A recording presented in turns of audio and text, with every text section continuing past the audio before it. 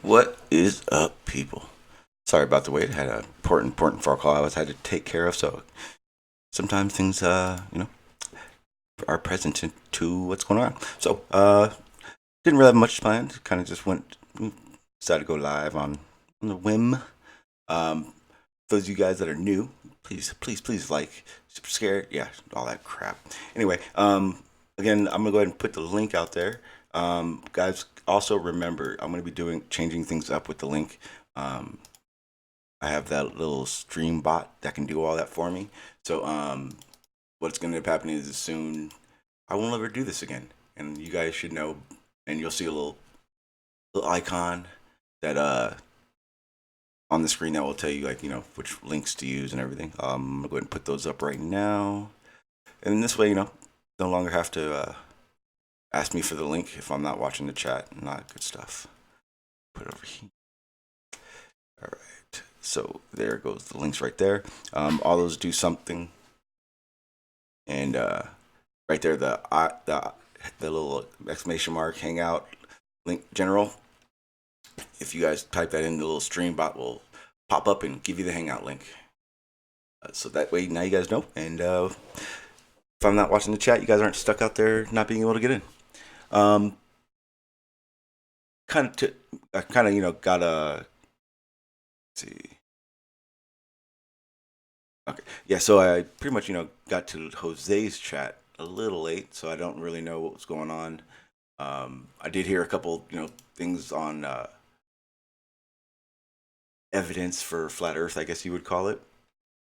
What's up, Crash? How you doing, sir? No, I'm live. We streamed until almost 5:30 U.S. Central Time on my channel last night. Yeah, I know. I went to sleep, woke up, and then saw that you, the way YouTube works, it's weird. It's like it'll show that you're live still, even just after you've ended it. I was like, damn, he had to have just ended it pretty soon. You guys, yeah, it was. Who was on? It was fun. Just random bullshit conversations. Yeah, no, I saw a bunch of people I had never seen before. Like the lady that was on, I saw that. I was there for that. Like I've seen her around like a couple times. What's up? How you doing, sir? Dead BU farmers. Hey. Pretty good. How you doing? Yeah, not bad. It's Christ, look, nearly 9 o'clock at night here. Oh yeah, I keep forgetting about that. I always remember like during the week when I try to get like a little bit earlier. I want to start doing like around noon, like at noon, and then I noticed like that's a better time for a lot of people. What time have you got now? Where are you at? I'm California, West Coast. So right now I'm just now hitting 1 o'clock. Oh, blimey! So you're 8 hours behind me. Bloody hell. Yep. And then Yeah, I'm so used to. There's an awful lot of guys who are doing it on the East Coast, and I just remember, oh, that's 5 hours. That's quite easy. But yeah, that's why. you're another whole chunk over, aren't you? Yeah. Well, I the best time I think to go on is like around Jose's time, but obviously Jose's doing it, so it kind of makes it pointless to do that time, and it's and it's also early for me too. So yeah, well, I guess so. But yeah, no, today's was a bit of a shit show, to be honest. what was the I topic? don't know. Well, I don't know where you came in, but we had a presentation from Gleam. Good old Gleam was going on about how gravity is all due to electro something or other. I don't know. It was utter garbage. And then if it weren't Gleam, it was Spurs. Good old Spurs. Jeez. And he's just, so then we're all agreed that gravity isn't real. And when he loses an argument, the Bible comes into it, and everybody just goes, oh, for fuck's sake, no, come on. Well, I literally have to talk and hear his rants every day because we both mod at the other server. So I talk to him and hear him every morning around the same time. He comes in, clears his throat, mic check 1 2, and he waits for someone to respond, and then he goes into it's quite classic. He goes into probably a good 20-minute rant, just gibberish. So everything you guys hear, I get to hear him practicing and doing it over and over and over again. When he went on, where was the last place he debated at? I think it was Non-Sec, was it? No, it was Fight the Flat Earth with the yes, buggy thing. thing. So you guys, that whole argument, you know how crappy it sounded? Yeah, I heard that crappy argument twice that morning. I love how he used like a 500-600 horsepower sandrail image to show the rooster tails versus the 1 horsepower total horsepower lunar rover. Yeah, we did that whole argument, the whole Spurs. It's not the same as the sand in the desert. We did the whole spiel. Everything he did, I'm telling you, he did that twice that morning. It was ridiculous, and it was.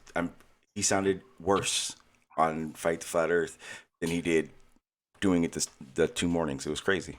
Like he just went downhill. Put it this way, I've been trying to debate Spurs for about 6-7 months, and at the point he's at now, I'm not interested. I want bigger fish. No, I'm sure he's just trolling, because every time I hear him, he asks the same questions, he gets given the same answers, and he just brushes it aside and makes the usual baseless assertions. I mean, it's like today. Oh, so we're all agreed that gravity isn't real then? No, that's not what George must have said. And at the end of the day, gravity is real because it's testable, verifiable, predictable.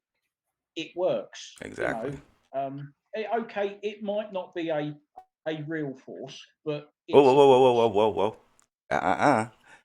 For me, who does not understand Einstein's general relativity, still a force to me, buddy. I'm still Newtonian. Well, it's still a force to me. Newtonian physics works. Yep. That's the great charm of it. You can say what you like. There is something that we call gravity that works. Yep. And so I don't see why we need to call it anything else, because it's proven time and time again. Because when if you want to test it, you can take gravity out of the equation. As we all know, when you get when the density column in free fall, what have you removed, or what are you going to remove? Gravity. Oh yeah, we had a guy on last week, or Friday, and I showed him. He goes, "Show me bowling ball and a feather falling at the same rate. I'll be convinced." Oh, we showed him one, and they did that in that vacuum chamber. Yep, didn't they? I showed him, and he goes, "I'm gonna need a bigger. Let me get that link. I'll check it out." I'm like, "Oh yeah, here." That was Crash. That was about the time I realized he was a troll. Oh, dude, you should have been, after you went off air. It got worse. Should have recorded it. Oh, I'm happy. I had enough of that guy. He was trying to do something with rainbows and have us put a mirror under running water and all kinds of crazy shit. There he is. What's up, Minder Manny? How you doing, sir? Hey, how's it going? Pretty good. Everybody? How's your guys? Oh, How'd you guys this weekend? Oh well, you guys. Some of you guys aren't. Well, farmers. I know you're not in the United States, so it's not a holiday weekend for you. no. No, it is. It's a bank holiday Monday tomorrow. Oh. So yeah, nobody's really working tomorrow except the poor buggers here in shops and things. But yeah, it's a day off tomorrow. Am I the only flat earther here? You are. But you're also in company with no one that is disrespectful at all, too. So. Correct. No, it's all good. I'm just asking. Make sure, and there. Again, I'm hesitant to want to use to put the link out there. I want people to start actually using the bot to do it. So if you guys do want that link, right there, just an exclamation mark, hangout link general. Do that, the little bot will give you the link. Oh, are you playing with your Nightbot? Yeah. Well, the biggest issue is I don't want to have to keep I don't watch the chat as much as I should, and I know a lot of times people that want to get on the panel can't because I'm doing that. You can set it up to automatically post it every. Yeah, but those bots are real touchy, and someone will hit the keyword, figure out the keyword, or the keyword will be the worst one ever, and it'll flood my chat. I hate those bots. Only thing is that they do make it a little convenient, so I keep it. We're up to 250 commands for the one on my channel. Yeah, see, let someone figure out the keyword to triggering it all. It won't be fun after that.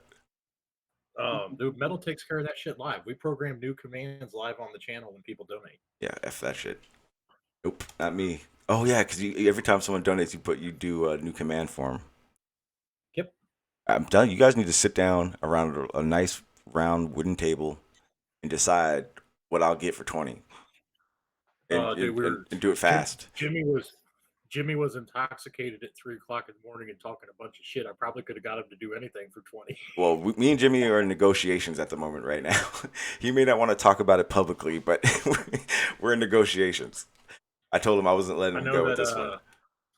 When my Team Double D shirts get done next week, I'll probably be doing a $35 donation, and I'll send you a T-shirt.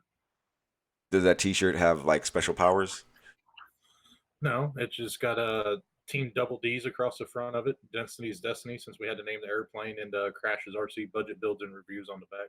You know what needs to be done? Jimmy needs to start taking pictures in a skirt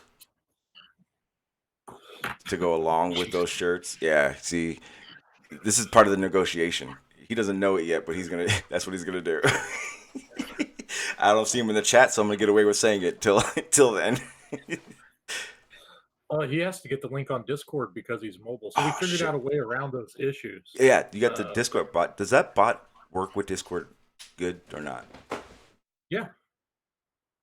Okay. I actually have two bots on my Discord. I have the Cyberbot 2.0 on Discord that CyberGal set up, and then my Nightbot works perfect on Discord. So all my commands from YouTube work on my Discord. Okay. Yeah, because I noticed that with the Nightbot. You can link it to your Discord. I didn't want to. It's there, but I haven't linked them yet because I hate those bots, to tell you the truth. But I know what I wanted to talk about. Quantum Eraser. Yeah. This dude's a lunatic. So like I said, he is certifiably batshit crazy. Oh yeah, so I've officially talked to the guy twice now. Talked to him, once actually, and that was months ago, and it was very awkward. It was like he reinvented science and decided what these things mean. So let me see if I'm trying to find, because I recorded it, because I didn't. I guess I recorded it, but basically what happens is I go into his little server that they're a part of and talk to people. And for some reason, I end up running into Don. If everyone doesn't know, Don Trader, he's a fucking porn bomber. Yeah.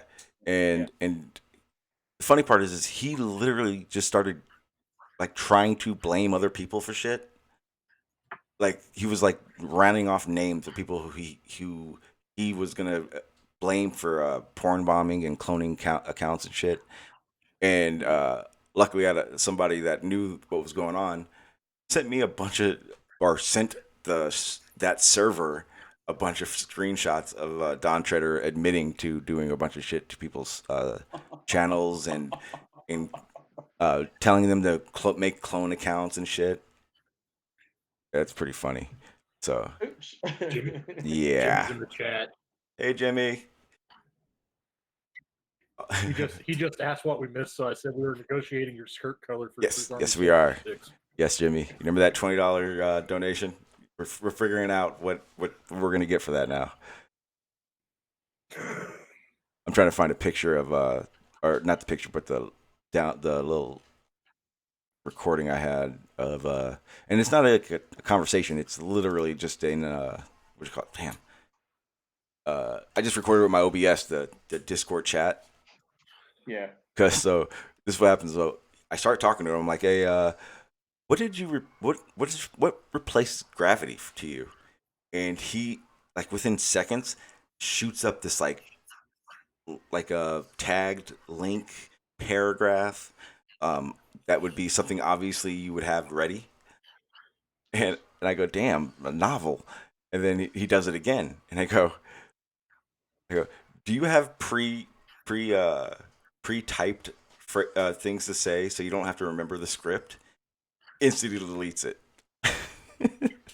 I'm like, he is the master of copy and paste, isn't he? When you see him making comments, when he's replying to other people's comments, he's just copy and pasted in this pre-prepared swathe of whatever, because he's got all these documents ready, and we've seen so many examples of them, and he's increased the font size of certain words and put them in a pretty color, and then.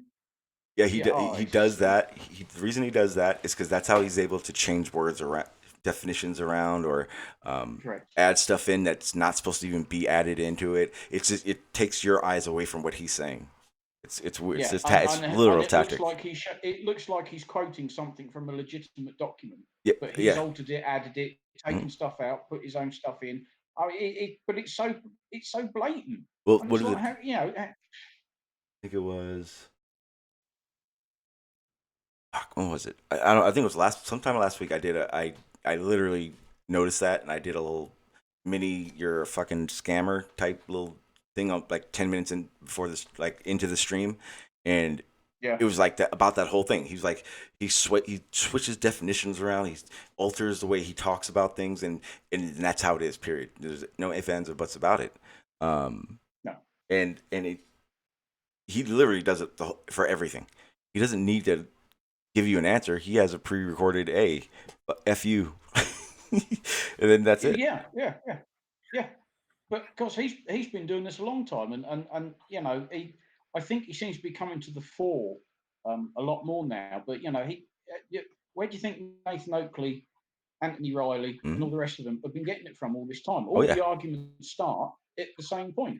Yep, they all come from him. Yep, that you can, and people that have been around, what will happen is you'll start noticing that as the quote unquote flat Earth food chain goes down, you'll start hearing people start repeating their arguments. For instance, Chris. Yes. Chris is a prime example of a quantum eraser repeater. He has no clue what he's saying because all he's doing is repeating what quantum eraser says. And yet, ironically, we're the sheep that have been indoctrinated. Yeah, that's the big thing to me. It goes, okay, well, if I listen to science and what NASA says and all this stuff, and I'm all of a sudden indoctrinated or a shill or whatever. But you guys literally are getting your evidence from Mark Sargent, Eric Dubay, Matt Powerland, or whatever his name. I don't even know who that guy is. But like, where is your credible sources? Give me, and what is Quantum Eraser a credible source? Really? What does he do? What has he done? He sits out now. His new thing is talking shit about flat earthers all day. He does that one show. Right. You just talk shit the whole time. Yeah. Wasn't his show the one where he said that nobody should be debating anybody else but him? Mm-hmm. Well, the funny part is he did all that, and then right when he started doing that was when Chris, like, for some odd reason, got balls and started trying to make Shawn's a liar video. And the best part is he fucked himself because he did a video saying I left something out, The problem is what he left out was that Rumpus hadn't even stuttered. It made it sound like a stutter when in his little quote unquote Rumpus says this thing. It literally, it's Rumpus clearing his throat and saying, when he goes, okay, he stops it and he does this loop over and over. And it's this Rumpus going, okay, so I already explained this to Riley and told him how wrong he was. I'm like, damn, we both missed it. So I ended up playing the whole thing and showing. I was like, yeah, dude, you just helped. You shouldn't have said anything. But we had a good conversation. I haven't even seen him in at least 3 or 4 days. I heard he was on Jose's, but didn't say anything. Who's that? Chris Berry. Yeah. Yesterday, I think. Yeah, I missed yesterday's. I had a visit yesterday, so I didn't watch Jose's yesterday. Okay. Yeah. He unsubbed from my channel. Sometimes it's difficult to get a word out because the fucking, I mean, excuse my language, but the Rumpus can talk for days, man. Yeah. That's the issue I have. See, I've had so many conversations about him about this. He's a seriously intelligent dude. Period. No ifs, ands, or buts about it. Period. But he talks. He's clever. Yeah, he talks way faster than he thinks. So what happens is he gets that stutter, and then he has to say it 2 or 3 times because he knows he missed something, and he's also trying to cover his tracks because of people like Chris and this whole new Rumpus Says thing they're all doing. He out-rumpused himself this afternoon, and Jose had to come in and sort of mute the whole channel again, and even Jose had to say to Rumpus, look, dial it back, and Rumpus sort of, and then he dropped out, Yeah, Rumpus but he did. He out-rumpused himself. I mean, he just completely lost the thread, and so let me speak. Oh, yeah. You know what like he does. He came on. He's been on one of my panels, and within 2 minutes, I was like, Rumpus, dude, you cannot just go on like that. You can't just ramble on. Like, dude, slow down, calm down. And he got pissed off and left. Wasn't that the same show where Blue told him, we know you're smart, but if you'd shut up and let it sink in for everybody else, they'd know you're smart? Yes, sir. That was right when it happened. Sounds about right. And because what happens is he's also on a quest to make everyone understand he's smarter than them. So one of the issues I have with Rumpus, and every time I try to talk to him about it, he always disappears. Or he disappears before I get a chance to say something. It's not like I say something, he runs. He had made a comment about the second law of thermodynamics, open close system thing. He says that's what he said, and I'm like, okay, man, but now you got to talk about isolated, because I'm not gonna lie, I had just learned, figured it out, oh yeah, that's why this whole second law of thermodynamics doesn't work, and why they keep leaving out an isolated system on purpose. Yep. Yeah. Because what they think they live in is an isolated system, but then everything would change. We would not have the gradient. I mean, it would all be different. Yeah, I think the problem is with that sort of thing is when you're looking at the Earth, it's not cut and dried. You can't just say, oh, it's that, end of. We're not a closed system because things are coming in and going out. But see, it's almost like the whole conversation we just had about force. Yes. That's the realization of it, because a lot of people don't realize that it's not very much is really cut and dry like that. That's what they need to realize. No, this is when you get into all these arguments, when they start asking questions and say, look, it's a yes or no answer. And 9 times out of 10, it isn't a yes or no answer. Exactly.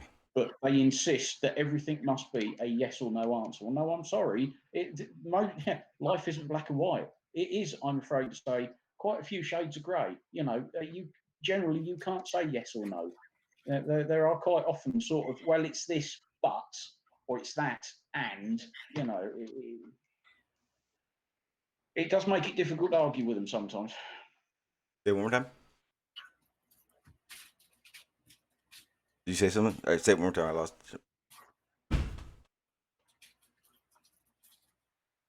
Hello? You guys hear me? Hello? Oh, okay. My headphones did something funny. I was like, I don't know if anyone can hear me. Yeah, we can hear you. All right. Did you see the side chat? I'm about to go look at it right now. Grizbait is talking to Jimmy about his legs. Legs. Chicken legs. Well, so he ain't got the legs to pull a skirt off. Oh, no. We don't mind, Jimmy. We don't mind at all. Don't worry, especially because we're gonna plaster that picture on a billboard somewhere. I mean, damn, did I say that out loud? Fuck. I gotta stop doing that. Yeah, so especially when it comes to the whole things aren't always as they seem situation. Yeah. That's another thing people got to watch out for, because this is one of the things I noticed right away when they start wanting to pin you down on an answer. Don't do that. Don't be very flexible. Why? Because science is flexible. Yes. That's all it is to it. Well, I mean, it's like this whole argument's been going on for the last month or so about the scientific method. And I can't. I saw a quote somewhere the other day, and it basically said there's a different method for every scientist. You know, there is no cut and dried scientific method. Yeah, the scientific method is a. Oh, I'm sorry. Go ahead. No, go for it. I was going to say the scientific method. It's realistically, it's only a what do you call it, like a task sheet. Make sure you do your due diligence. It's not a set thing. No, it's there's no oh, I've got to do this and I've got to do that and I've got to do this. Well, it all depends on what you're doing in the first place, what experiment you're performing, what hypothesis you're trying to prove. You know, it's flexible, but and that's the whole point of it. That's the whole joy of it. It is flexible. There is no cut and dried. You must do A, B, C, D, E, F. Well, that might not apply to any experiment, let alone all of them. Yep, and that goes with the whole manipulating your variables. That one, I would love to have a conversation with Riley about that. It's kind of hard to get him to do anything like that. You know, I talked to him in the DMs, but he don't want to come on and talk about it. But it's like I did actually get to talk to him a few days ago when he was lurking on Q's channel. Yeah. That's when I got I was on there for a bit and finally got to talk to him about the whole force thing, because he literally out of nowhere messages me in the server and goes, "Do you think gravity is a force?" And I gave him my spiel. For me, hell yeah. Yeah. Well, it sure ain't density. Density doesn't replace gravity. It can't. Yeah. That's the whole thing. The whole guy was saying yesterday. Yeah, that guy was Jesus Christ. I mean that experiment he did with the egg, and I put the comment I left in. Who did the debunking video with the sugar? Yesterday or the day before? Blue? Was it Blue? No, Blue did. No. Blue went off on him for using the wrong fucking meter. Oh yeah. Yeah, it was. It was. I haven't seen the one Blue did. It was Shawn Hawkins, wasn't it? I think Shawn Hawkins did a live one. Is he? And he was using salt and sugar. And he was showing because of course somebody told Riley to use sugar and a device that measures electrical conductance. Oh wow!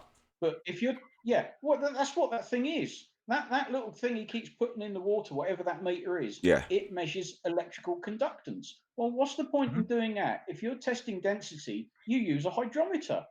Yes. So somebody somewhere told him to use that bit of kit and salt, because of course salt will vary the conductance of the water. And that's what he was measuring. He wasn't measuring density at all. Yeah. But of course Riley doesn't fucking know that. Yeah, I told him he's never allowed to test my moonshine. You got to leave. You got to.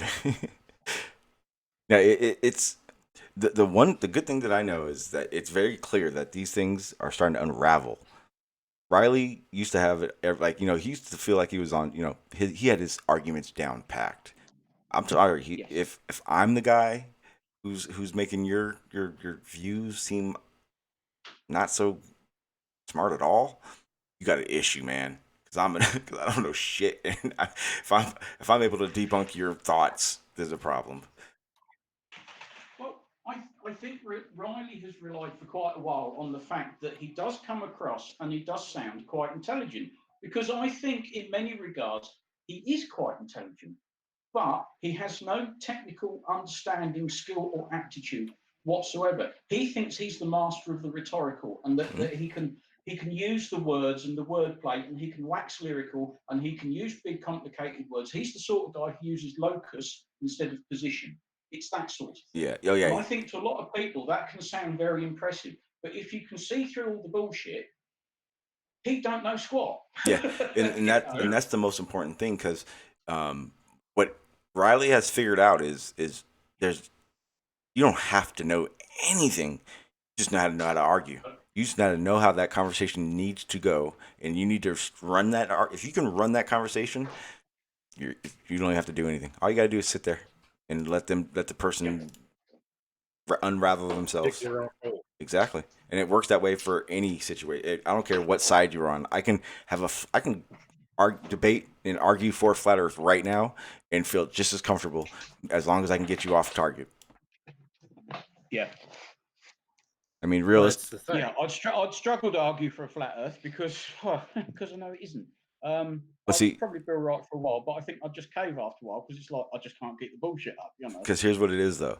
See, so like when I was a flat earther, what happened was is you don't. It's not like there's like a class where like all the flat earthers are just learning these arguments. We see it, we hear it, and those facts that make if we hear a fact that makes a glober stutter, well, all flat earthers just take it and run with it. They'll use it and they'll try to figure that situation out, and that becomes a situation for the week. But that's exactly what flat Earth is. It's figuring out what the globers are slipping on, and then go attack. Because when I first became a flat earther, a guy I still do respect, he said, "Shawn, you don't need to go in there and debate these guys. Just go in there, shut up, and listen. They'll tell you what they don't know." I was like, "That's just genius." So then I just started attacking stuff that I knew you're not going to be able to answer confidently. My whole spiel was, you're more confident than science is in itself. That was my spiel when I was a flat earther. Like, you're too confident, and that it's true, because a lot of people would do the whole, I can prove it's flat. I can prove the Earth is sphere. No. Don't stop doing that shit. If science don't do it, how the hell are you going to do it? Yeah. But we can provide a shit ton of evidence, and if they don't take that, that's on them. Yeah. That's the main thing about it, because see, what worries me is, because for me, I didn't follow Riley, I didn't follow Nathan, because something didn't seem right. Like, their information wasn't correct, so I wasn't like they were onto something and I was going to follow them. I was trying to figure it out. So every time I'd hear like one way to do it or another, I'd look at both avenues. And if something didn't work, I had to stop. And my question is when are flat earthers going to start, questioning these people that are putting that information out? Because if they did that themselves, they'd realize that at least those people don't know what the fuck they're talking about. Yeah. But, each their own. How you doing, Pete? How you doing, sir? Hey, man. How you doing? Pretty good. Am I the only flat earther here? So I'll have to answer that question. No, I'm also here. Mine and Manny's right next. Or I don't know where you. How you doing? How you doing, Manny? I don't think we've ever spoken. No, we've never been in the same panel before, but we've done messaging, Sure. Yeah, sure. he's always in chats and stuff. He's always around. He's just starting the panel thing. Yeah, good to speak to you, man. What do you think of Shawn's statement there? Do you think we're being misled and we should think for ourselves as flat earthers, or do you think we already do that? Wait! I didn't say that. I said you should. I said you guys should think for yourselves. I think that. Can I answer? Can I? Absolutely. What I think is that a lot of flat earthers can be, just not doing enough research, right? Mm-hmm. But that can go on both sides. Oh yeah, big time. Yeah. One of the issues I would point out to people is, hey, the issue is that if I go and talk to a glober who doesn't know shit about that globe, he's gonna just sound like an idiot, and all he's doing is boosting the confidence of a flat earther. That's what 24/7's all about. Yep. Yeah, it's bad. It's one of those things that's like I definitely don't think we live on a spinning oblate spheroid. okay. But this is just my opinion. Mm-hmm. Oh yeah, and Yeah. it's also not okay for Globers to go mind of Manny. I want all the flat Earth proof go. You know, I mean, like Yeah. that gets kind of old too. And at the same time, flat Earth can't come to me and go, all right, here's the globe's time, moment in fame. Shawn, prove it to everybody. It's not gonna happen. But you got to be able to be willing to compile evidence, though. What can we sort of settle for ourselves? What can we make inroads into as individuals? This has to be the first question. And I Well, was just thinking as you were talking mm, there, Shawn, mm, that as flat earthers anyway, especially in my own way of thinking, we have to understand somewhat where we are and maybe take the whole system into consideration as opposed to little parts of it. And this is what I think is failing, and probably purposefully so as well. We're being kept at the same points. But once see, let me just say this: the one thing that the ball did was separate us from everything. So it separated the distant galaxies, the stars, the planets, uh, from the Earth, and then it separated us from the Earth and ourselves via evolutionary and time scales and all this sort of stuff. So if we go back to scratch, right, as flat Earthers, mm-hmm. we're left in a very dark place. We can test a few things for ourselves and we can come to reasonable conclusions, but beyond that, then there's a big gaping hole, you know what I mean, in terms of our understanding.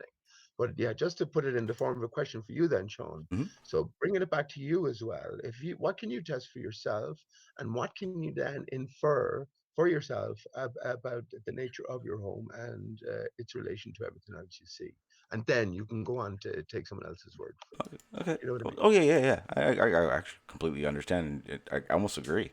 For instance, gravity. Gravity was a big one for me. That was probably one of the ones that I still am. I don't struggle. I'm. It's probably the one thing that I'm actually really gaining a real clear understanding of what I can know about it. I would say you have to have a base understanding of a topic to trust, to feel comfortable using a source, I guess. For instance, if I was looking for some article to explain, one of my little geoengineering spiels I do, I'm not going to want to use the local Gazette. You know what I mean? Probably not. Don't really have the access to the real information, or I'm not going to want to go to like what's a good one, like the New York Times. Why? They're extremely biased. I know they're biased. You know what I mean? So like you got to know how all these sources we have. You kind of got to like get multiple ones, because then you'll start seeing which of these sources are even credible and worth using. Because there are sites out there that will give you the shittiest explanation for the effects of gravity, and you're really gonna just not help the situation for yourself doing that. You have to look around. You gotta have multiple. Well, if you have a good understanding of gravity, then Hmm. tell me what is happening in actuality when I say pick up a brick Hmm. and drop it, and Yeah, it falls to the ground and rests on the ground. What actually is happening in real terms? gravity is ensuing its force. That's what it is. Yeah, but I mean, what Mass is is it? attracting mass. Yeah. Yeah, but I That's mean, what see, it this is is. what I mean by in real terms. There's a Well, that's why I reality said to it the like that. situation. Yeah, there's a reality to the situation. So whatever is the ultimate cause, we can see it manifesting in a certain way. But if you have the cause, if you have gravity nailed, you should be able to Ooh, tell whoa, whoa, me whoa, whoa, whoa, whoa! Nope, what's not actually definitely happening. not nailed. Definitely not Well, nailed. not nailed, but a good grasp on it. You're Okay, getting yeah, yeah. your head wrapped around. I feel like And I I don't do. mean that in any bad way, Sean. Oh I'm no, just no, I saying know, I know. I just that's wanted to make who sure I you are clarified. yourself. Uh, Now, let me just say as well, I have an understanding in my own brain somewhat hmm? of Einstein's gravity. and his bending of space-time due to mass and gravity that we experience has been an effect, of this curvature of space-time, as opposed to being something. Yeah, it's not a force. It's not a force so much. Yeah, or it's not a force. We can all relate to it. Yeah, so we can all relate to picking up a brick, right? In reality, so whether that's an explanation that's true or not, it's still a possible explanation. So when I pick up a brick and it falls to the ground, can you tell me what's happening? Just to the best of your understanding, or anybody else for that matter. That's a kind of a two-parter. Farmers or anybody, jump in if you feel that I'm saying it wrong or something. For one, I think the scale is way too small, so I'm still using Newtonian on that. But the second one would be, if we're still in general, if we're going to have to use Einstein, we would be in the Earth's time or bend or whatever the hell, what do you call it? The curve reference frame. Yes. We're in the Earth thingamajigger, the space time. You know that bend, the gravity well. We're in it, so we're not separate of it or something like that. Damn, I crushed that. That was freaking bad. That was terrible. That was so bad. Well, okay, Shawn, picture it in reality, right? So we know we're living on Earth here. So let's imagine we're on a spinning ball Earth, but just picture it in reality, because these are all supposed to be tangible things, right? The space-time continuum.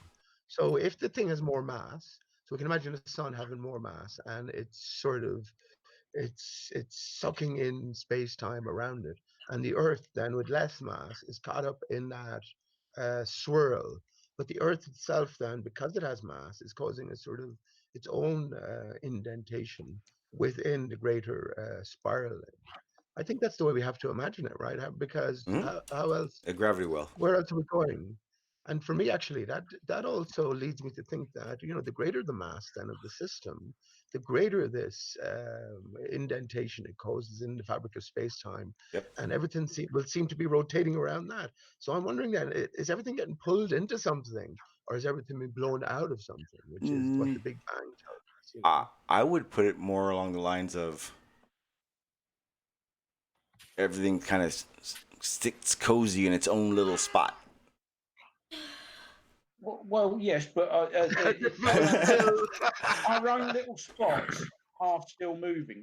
This was one of the discussions that came up at Jose's hangout this afternoon. Somebody they were trying to explain, and I think it was I can't remember if it was Gleam or Spurs, couldn't understand the concept behind the Big Bang, because they were sort of saying, well, is it like a hand grenade going off in a room? And I sort of said yes, but forget there's a room.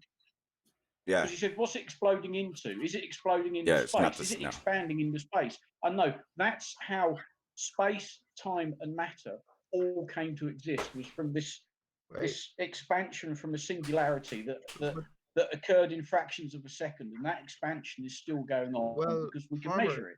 And it was just like, whoa, Well, hang on. You've not only to forget about the room, then you've also forget about the hand grenade, right? Because you have nothing exploding into everything. Well, this is the problem. We can go back so far. We can get close to it, but of course we can't actually get to that point where it all happened. Yeah, and getting close to that point, it becomes at best educated guesswork. Yeah, but we know something happened that started off this expansion, because we can still measure the expansion of the entire universe. So you can extrapolate it back, and if it's expanding, it had to have started at some point. So we can measure that with some degree of reliability, but you can't go back to the very beginning. And say, well, this is what happened, because we don't know. Yeah, it's as far as we can see. I don't think we'll ever know. I mean, the whole concept of the universe coming into existence is mind-blowing stuff when you think about it. Can I just identify a fallacy that I have created now? It might be in existence in a different form, but I call it the appeal to intimacy. And you use plenty of terms there. We can know this, and we can know that, farmers by, as if by you using these terms, you're creating this intimacy and this legitimacy to the great thinkers, or just to the greater body of intellectual thought or philosophy regarding science. So I would say that's a fallacy in the first place. But second of all, of course, you can't go back to fractions of a second after the Big Bang, without first of all relating everything in relation to the Big Bang zero time itself. And that's why I say you got to take away the room, which is this space, and then you got to take away the grenade as well, which is all matter reduced to zero dimension at zero time. So, I mean, it is a venture into the imaginative mind of someone else. It's not your thoughts that are creating this, right? So that's one thing. Well, no, but we can't as a species all start from scratch. You know, we do all have to stand on the shoulders of giants, as it were. But you know, there are people that have come before us who have figured an awful lot of stuff out. So we don't need to figure it out again. That's assuming everything is above board, but no one seems to be telling us about what they call chemtrails. That was given to us as well, Shawn, of course. Well, that big scary mask 100%. for us. But the farmer's boy here will argue till the cows come home that this is just a simple engine water trails. What are the contrails? Contrails. Condensation. Yeah. Contrails. Yeah, exactly. Condensation. Okay, so here's the thing. That's a different thing. Yeah. So what Peter's saying is 100% correct. There are patents. There's already been companies that have put this in mind with their fuel additives. They for a while have been putting the stuff they want to put into the atmosphere to test, to see what happens, reactions, to do all these aerosol controls and all these tests. They did put it in the fuels so that when it does give off the contrail from the exhaust, it's doing it on its own. The USGS and NOAA did reports, and when this became public knowledge was when they did a study and noticed that there was a possibility that the contrails from airplanes were creating a geoengineering situation, and that's because of they didn't say because we put stuff in the fuel, but there's definitely patents, there's definitely contracts for that company to start doing the what do you call it, when they're figuring out what they're going to need for for that fiscal year. The company that makes this additive, they did that for a lot of different companies during that time. It's all just a paper trail thing.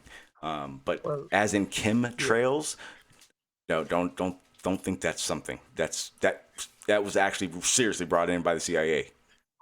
Right. Well, look, the point was that what farmers saying goes, we have to stand on the shoulders of giants, assuming that everything is above board and is honest intent behind all of man's endeavors. Where, of course, well, I mean, we know from history. Away from that farmer's boy. Yeah, but see that term. We know historically that there's a lot of these organisations, particularly ones whose names are just a collection of letters, that they are not always above board.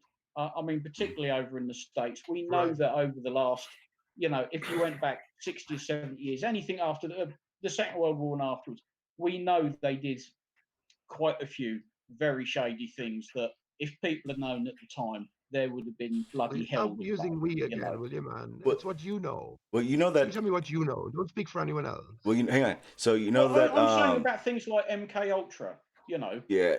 That's a thing. That is a thing. We now know that. What about the 7/7 hoax, man? What about the 7/7 bombing hoax? Do you know about that, farmer's boy? Oh, what, the one we had over here? Yeah. Do you think the government know about the 7/7 bombing, London bombing hoax? I don't know, but it does seem fishy that every time one of these things happens, there's an awful lot of drills and exercises being run at the same time. And that is pretty much proven. Whenever something happens, they're training for exactly the same thing at exactly the same time. Coincidence? No. Coincidence can only go so far, you know. Right. So when you make your way through it, you find out that nothing is fishy here. This is what we were meant. We were meant to be walked down this pathway and said and led, and ultimately we were all meant to see through the media fakery, right? But my point being, that's not a generally held point of view amongst, say, your own mates here or elsewhere. No, I know. So the point being, because that's not known, then then you know they are more integral. There is that more honest sort of control level to everything. Whereas I say, no, there isn't. So it's all about intent. So you can stand on the shoulders of giants all you like, but you have to put your trust and faith in these giants. Make sure they don't crush you, right? Well, that's the thing. The lucky part about it, though, because those giants are have done all the legwork. We're not having to, and then the legwork that this generation is doing, and so forth and so forth. That term only means you can't do it by yourself. That's literally, damn, exactly what that phrase is. It's just you can't do it by yourself. That's all that means. Don't. Yeah, we can't all start right from scratch because we just never get anywhere. You can. We can't all go back to first basics and start again. And yes, again you can. So prove that the Earth is moving. Prove that the Earth is moving. But then if we were once you get to if we were to do that, the issue is then everyone. The only time we would progress is if you lived longer than the next guy. It's like man. That's what it is, because you're saying everyone starts from the beginning. You can only learn so much. So the smartest people who live the longest will only know so much, and then it stops. No. Why? No. You can't forget everything that you've learned up to now, Shawn. You've had a definitive pass in your life. So what I'm saying to you, in these new investigations, in these new times, forget everything. Forget all preconceived ideas and notions and bring everything back to the basics. And as you know, Rumpus agreed with me the other day. I forced it out of him. But if the Earth doesn't move...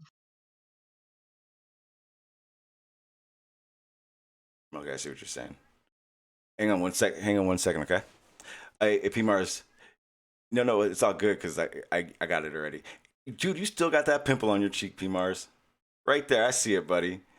Right there, you don't see that big ass pimple on your cheek? Hey, your bike hasn't moved since the last time. You didn't ride it, huh? Turn it back around. Turn it around. Turn your bike around. Yeah, behind you. That thing with the wheels, that's a bike, P-Mars. The funny part is it doesn't even matter. You know how small that is? There you go. Is that better?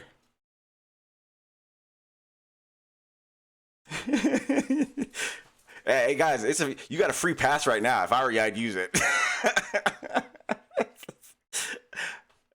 Oh, bye, P-Mars. You have a good one, buddy.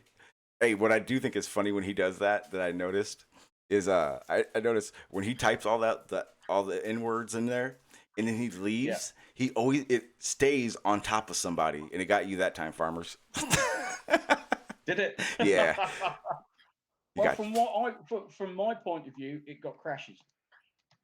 Yeah. See, it always gets somebody, but remember, it's whoever I see got it, that they see got it. Yeah. But it was fun. Hey, he lasted longer than he usually does, so I'm proud of him. Good job, buddy. Go find your baseball. This whole standing on the shoulders of people that came before us. My shop would not exist without people that came before me. Yeah, you wouldn't have engines. Period. What kind of a shop is it, though? We build race engines. Cool.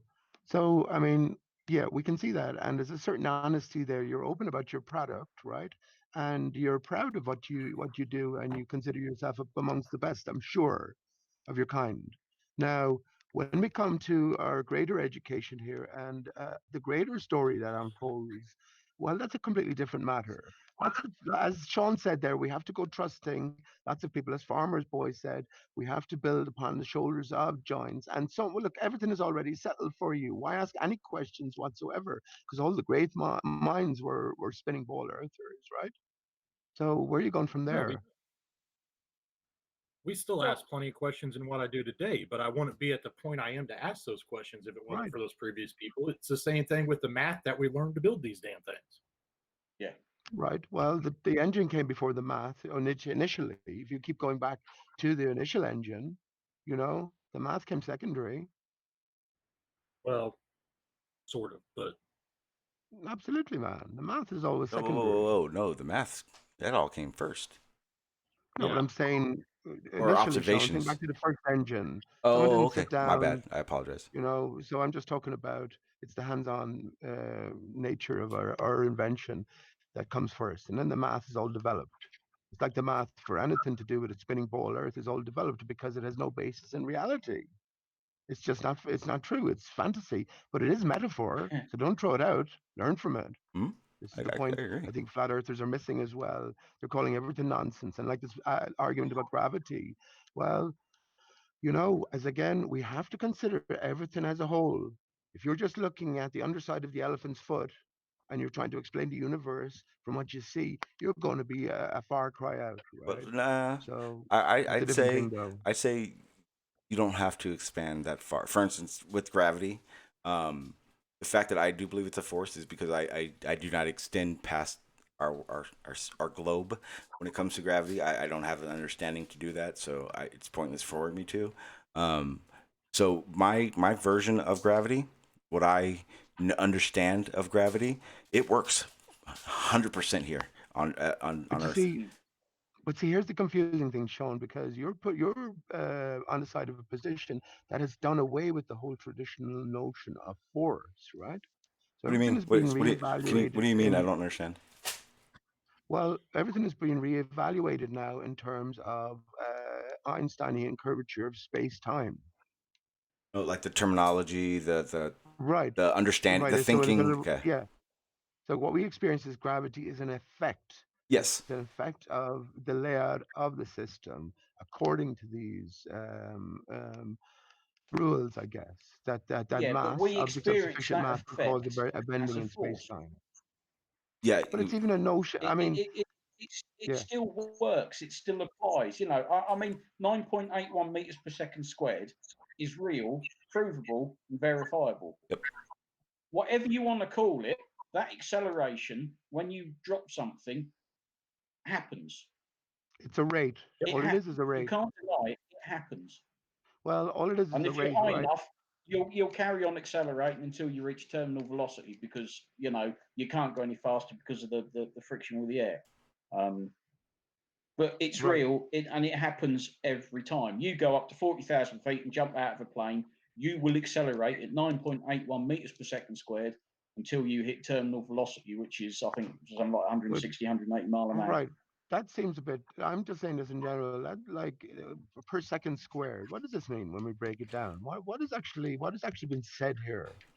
When you say, let's Well, just say 10 meters per second squared, what has actually been well, said if there it's a formally? speed, if it's just a speed, a constant speed, you would say 9.81 meters per second. Just say That's a 10. speed. Just say Okay, 10 call for it 10. If you said you're doing 10 meters a second, you're doing 10 meters a second. That's your speed. But if you're accelerating, that speed is increasing all the time. And that's what the 10 meters per second or 10 meters per second squared, that's what it actually means. You are not only are you traveling at an initial 10 meters per second, but you're increasing in speed 10 meters per second. So in the first second, you're doing 10 meters a second. A second later, you're doing 20 meters a second. Another second after that, you're doing 30 meters a second because you're constantly accelerating. And that's what happens until, if you're doing it in our atmosphere, if you're doing a skydive from 30 or 40,000 feet or whatever it is, you will keep accelerating until the friction of the air won't let you go any faster. And that's what they call terminal velocity, which I think So, is, from memory, 160, 180 mile an hour, something like that. so what you could say is that when you drop something from a height, let's Yes. just take it in 3 second intervals. So for the first second, you can measure a rate that it will fall 10 meters for that second. Now, for the second Yep. second, you will also say, if you could isolate it, that it falls 10 meters for that second. But because there was a second before it, it takes with it that 10 meters per second. So you have a 20 meters per second rate. And Correct. then the same thing for the third second. So fundamentally, And so on and so forth. for each second, you have the same rate that applies to every individual second, but a collation of all of the seconds rates before that, and not just a measurement of 10 meters. 10, we go back to what a meter is as well, and why it was decided to be a meter. But 10 of these lengths per one interval of time, which we have Yep. uh, designated a second. So it's just a measurement for all intents and purposes, is it not? Well, yes, but like I say, that measurement is real. If you jump out of an aircraft, sure, I mean, if you watch Baumgartner's when he jumped out of that capsule under the balloon, he actually accelerated to quite a speed because, of course, he was in very the air pressure was very slight, so he could actually go far. You can, in theory, jump out of a balloon capsule and break the speed of sound. You can go fast enough on your own, dropping to break the speed of sound. And if you actually watch all the telemetry data with him as he's dropping, he accelerates after he jumps out of that capsule. He really accelerates up to quite a speed. Then that acceleration stops because as he's dropping, the air's getting thicker, and he gets to the point where he can't go any faster because the air won't let him. And you actually watch his speed, his acceleration slow down, stop, and then he actually starts to slow his rate of descent because the air's getting thicker and thicker and slowing him down to the point where you get low enough and you can open your parachute. I mean, to begin with, opening the parachute, well, there's not enough air for it to work, and he'll probably just tear it off because you're going so fast. But that was a very good display of the pressure gradient in the air because to begin with, there was hardly any air up there. That's why he wore a pressure suit. And he really did build up quite a head of steam. He was going bloody fast. But then he started to slow down as the air got thicker and thicker and slowed him down. Hey Pete, you see the equation I have highlighted right there?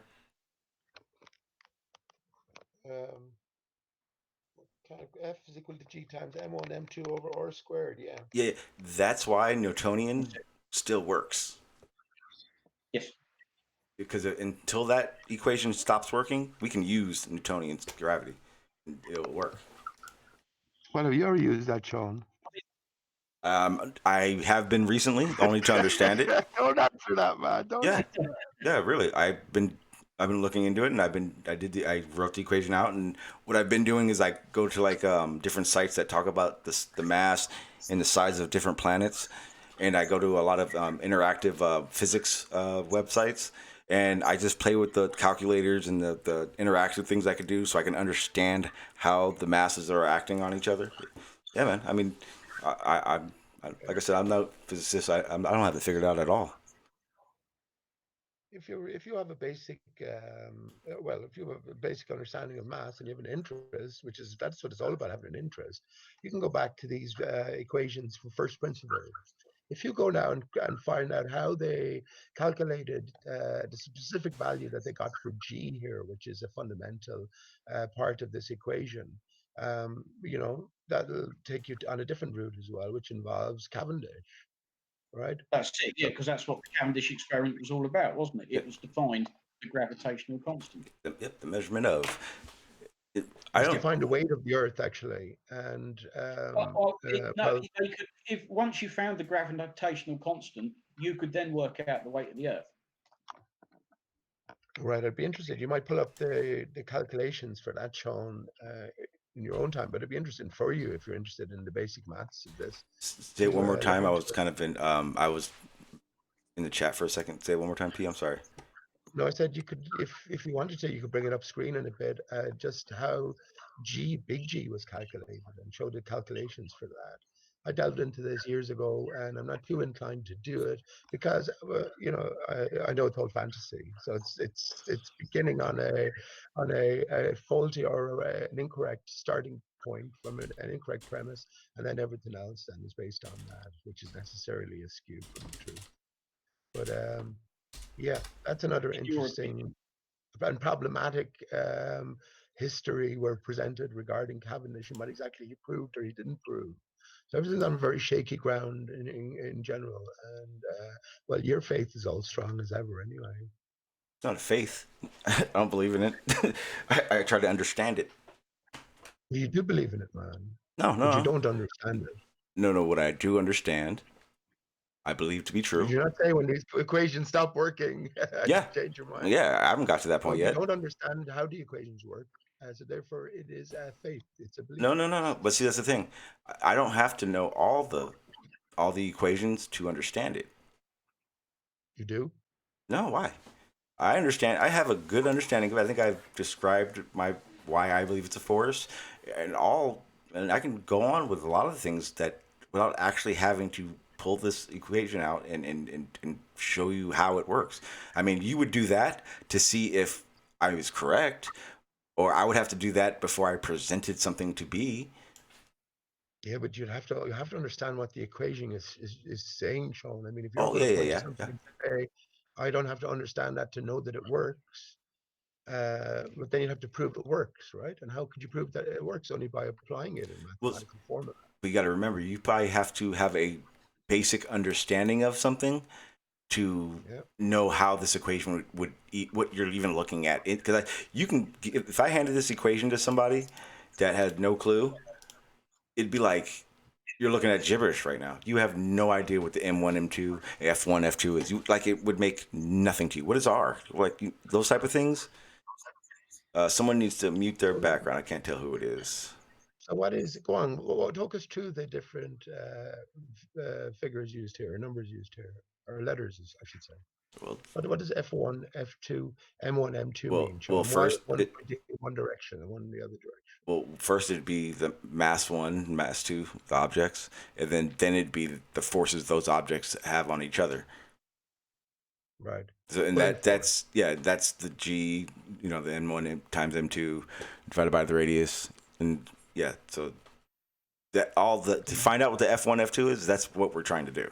That's in this equation. It's not filling the blanks in there because we don't know the forces yet. We can't until we do this equation. An opposite.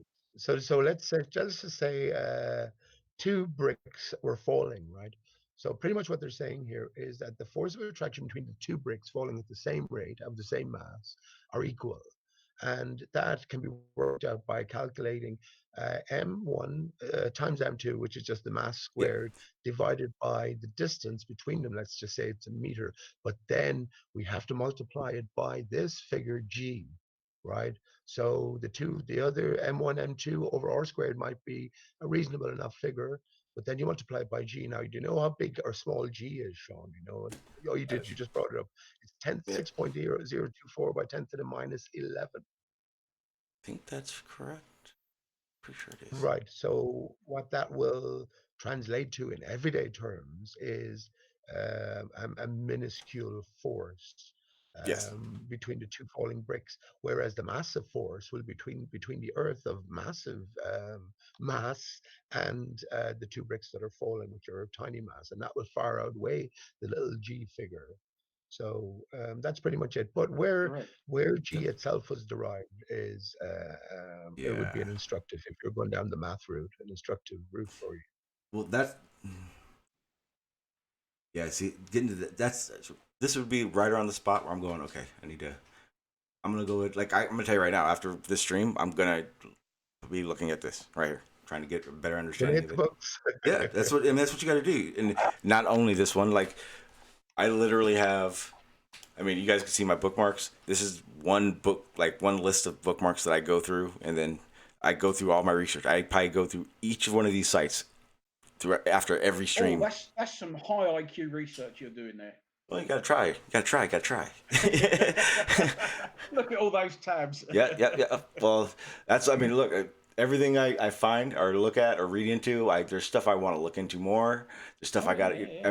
It's. Put it this way, I know there's no way I'm ever gonna be able to look through everything I have here, because then I'm always adding to it too.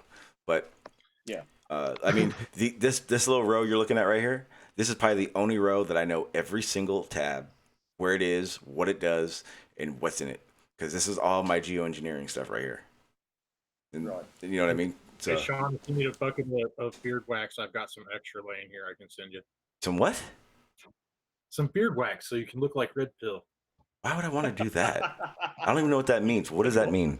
Look like that. What does that mean? He's calling you a tranny, Shawn. I'm not sure. Damn, that hurts. No, that's how Red Pill gets that villain's fucking mustache he does. You put beeswax in your mustache. Yeah, so you can twirl it and get it up into those curls. Yeah, I'm not. Look a complete knob. I'm not what you would call a hairy person.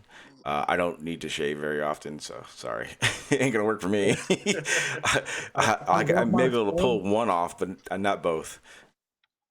I love my subs, but I'm so glad they were $20 short on that last challenge I had. Yeah, we need to talk about those challenges because I know exactly. I'll talk to Jimmy, and then he'll surprise you with it. I like this. Hey, I like the idea of I it need though. 1 minute, 1 minute, Sean, You because I gotta have run. you have you have 59 seconds, Jose. Go. All right, let me share my screen. I'm gonna share my whole window. If I share the link, it's okay, right? Yeah, no worries. Okay. So I'm screen sharing. Let me blow it up. Yes. All right. So Boom. after my show ended, what happened? Oh, sorry. Hang on. Yeah, Wait. No. After Wait. my show Wait. Were ended, you sharing my screen? I think so. Yeah, but Yeah. now you got mine, right? Okay. I was like, because I was looking at it and I was like, okay, cool. Yeah. Then all of a So sudden, all right. there's a username called Gamer Tamer, and he's always in the chat. One time I Oh, banned okay. him, and he Yeah. said like, "Oh, you're censoring." So this is the guy Oh, that I from was your never chat suspect earlier. Yeah. from my chat. Yeah, I think Gamer Tamer. So he's a little bit of a harsh, a little bit of a trolley. But you know what? I realized he is a full-on troll. Somebody sent me 3 pictures and said, "Jose, this is what went down in your chat after your show ended because I ran." So Mm-hmm. picture number one, this is after my show, 1 minute after my show ended, and I'm gonna zoom it in. Oh, hold on, this is the picture number one. So look at this. Look at this guy spamming. You can take your time and Jesus read a few Christ. of them. Sean G, bald face lied, Jose protecting him. Ha, ha, ha. Boom, Jose runs like a scared whiny baby instead of being educated. That's a trolley, but then it starts. Jose is a fagly. Yeah. Jose is a coward. But then we're gonna go to the next one. He continues. Look at that. Jose has to use Nathan to show to promote. It's whatever. But then it get better. Jose and Sean G are liars. Yeah. That's Jose is a coward. Jose is a retard. But then it gets a lot better. So we go to the last page right here. And then he say, Jose protects Piros. That's where he step over the yeah. line. Bad. Jose is a liar. Jose is a coward. Jose protects Damn. Piros. That guy needs So a fucking life. this doesn't have a life, and and then he calls you a me liar. He say all this harsh shit. So people take notes. This guy is a full-on troll. I banned him. I went back to my chat. I hid him from my channel. I will never ever want to see his ass again. I'm sorry. It was a little bit of a But drama, not related, but I had to do it, man. is he in my chat right now, or you just bringing it I up? don't Okay. think so. I just bring it up because it just got to my attention, by somebody. Yeah, that guy's a douchebag. I I No, was know. dealing with him I'm not earlier. silly. That's off the line bad. Sorry about that, man. Just I have to. So people in the No, chat no worries. listening, when you see Game Termer, you know what he is made of. Take notes. Oh yeah. Yeah, he's It's a already passionate, blocked on my channel. it's a passionate area here, and a lot of this has cost us a whole hell of a lot of people. And of course, if there are lies going on to the extent that we all know there are, and there are people put in place, passions will rise. That's what I'll say. That's what I'll say. So I can understand these types of strong languages. They may not be true, but there'll certainly be a reason for saying these things, or somewhere along the line. Yeah, I told it, if anyone can come on my channel, and if you want to present how I'm a liar, please do. I mean, you try. I mean, Chris tried, but all he really did was just give me more mo for him. But other than that, you guys I've been around 2.5 years. All the troll stuff, all that stuff, none of it's about me scamming anybody. None of it's about these bold-faced lies. Like, none of them. You guys got to realize that shit. Just realize that you don't see any of that. 2.5 years. You think there'd be something? Sorry, I'm not, I don't lie. Matter of fact, it's ridiculous to even think so. I'm on a live broadcast, like it's being recorded, like evidence. Why would I Sean, lie about shit? Sean, let me ask you a question, right? So we've only one life. If we've only one life, and we find out that this deception goes deep to the levels that most of us suspect they do, what would be the deserving punishment of those who are doing this to us, and especially our children, bringing us into a life of Okay, slavery or whatever, if the Earth was flat, death. Death, yeah. And that's not just part of it. That's just a part of it as well. That's one aspect of the deception. Of course, it's deception on every level. So I can certainly understand why passions would be strong, and I've blown up on many people, calling them enemies of mankind, and that if everything is as it seems, you deserve hanging for defending all of these lies from whatever it may be, from media fakery to legal name frauds to the globe Earth lie. These are all horrific lies if it turns out to be exactly the case. So anyone who is working on that side of the divide, well, out of your own mouth, I can't think of anything else really. Just in light of all of the pain, all of the suffering, all of the damage caused. Pete, do you think this is a safe thing to do? Okay, for instance, I'm a conspiracy theorist. I think that there are a lot of things that are going on, but I know that of the 5 or 6 things that like I really look into, I know a few of them are wrong. Like my thought on it, it's just not right. And I'm like, you're trying to find those little holes and things that will verify for you, blah blah blah. Do you believe that like everyone's idea of conspiracies and what's going on, like they're wrong? They just got to figure out where they're wrong at. People just don't have time to look into things, right? Just in general.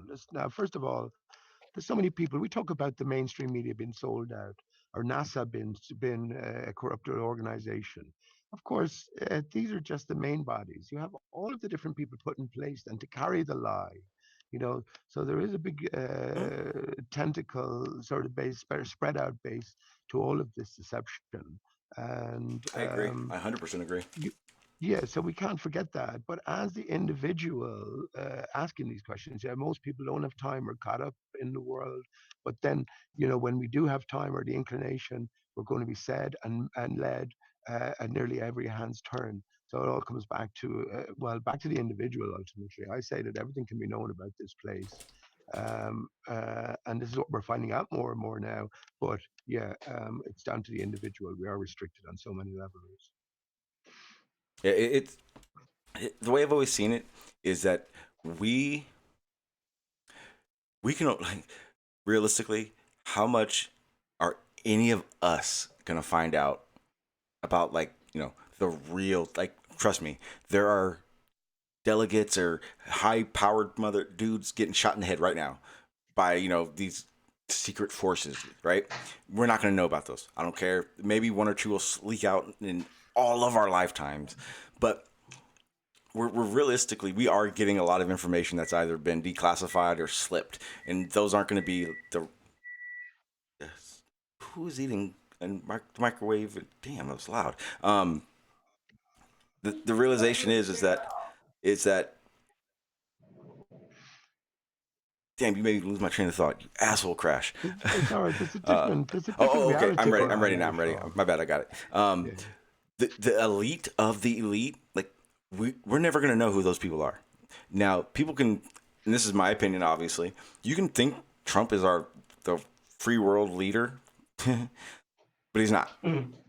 And I trust me, they're mouthpieces. Like all the people you see are put there because they want you to see them. If that wasn't true, they wouldn't have let Trump be the leader of the free world. You would have to be, it'd be something you'd have to be so extremely qualified for. It's ridiculous, in my opinion. What's going on then, Shawn? I mean, I say Trump was always penciled in for president. He was front and center on 9/11. Go look up Donald Trump on 9/11 and listen to the interview he gives. He doesn't talk about the 3,000 people possibly squashed behind him in the clear CGI screen.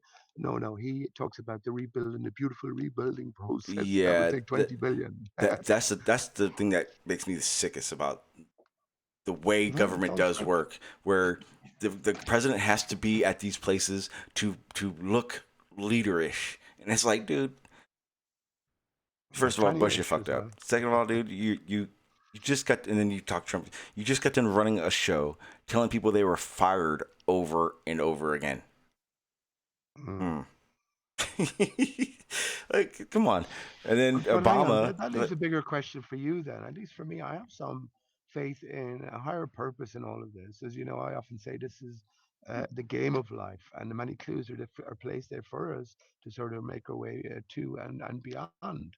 But I mean, for you, Shawn, what's going on here? Is there just an evil force that has amassed power and strength and influence over time that has sort of dominated everything, or is dominating everything, and is just presenting a show for the public while behind the scenes they get on with whatever plans they have, whether dastardly or otherwise? Is that what you think is going on?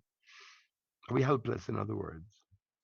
Yeah, there's nothing we can do. I mean, my version of the how extreme it actually is probably a lot less than yours, but I would say that you're not far off.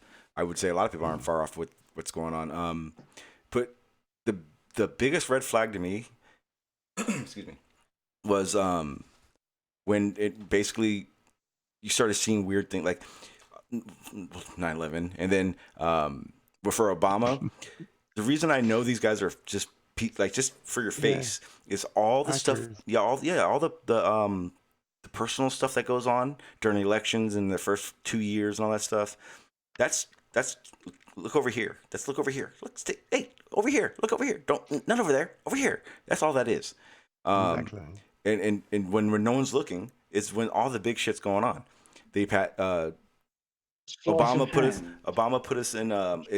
It's what's considered martial law. It is not martial law, but it basically means that at any point in time, a federal agent can arrest an American and not have to say shit.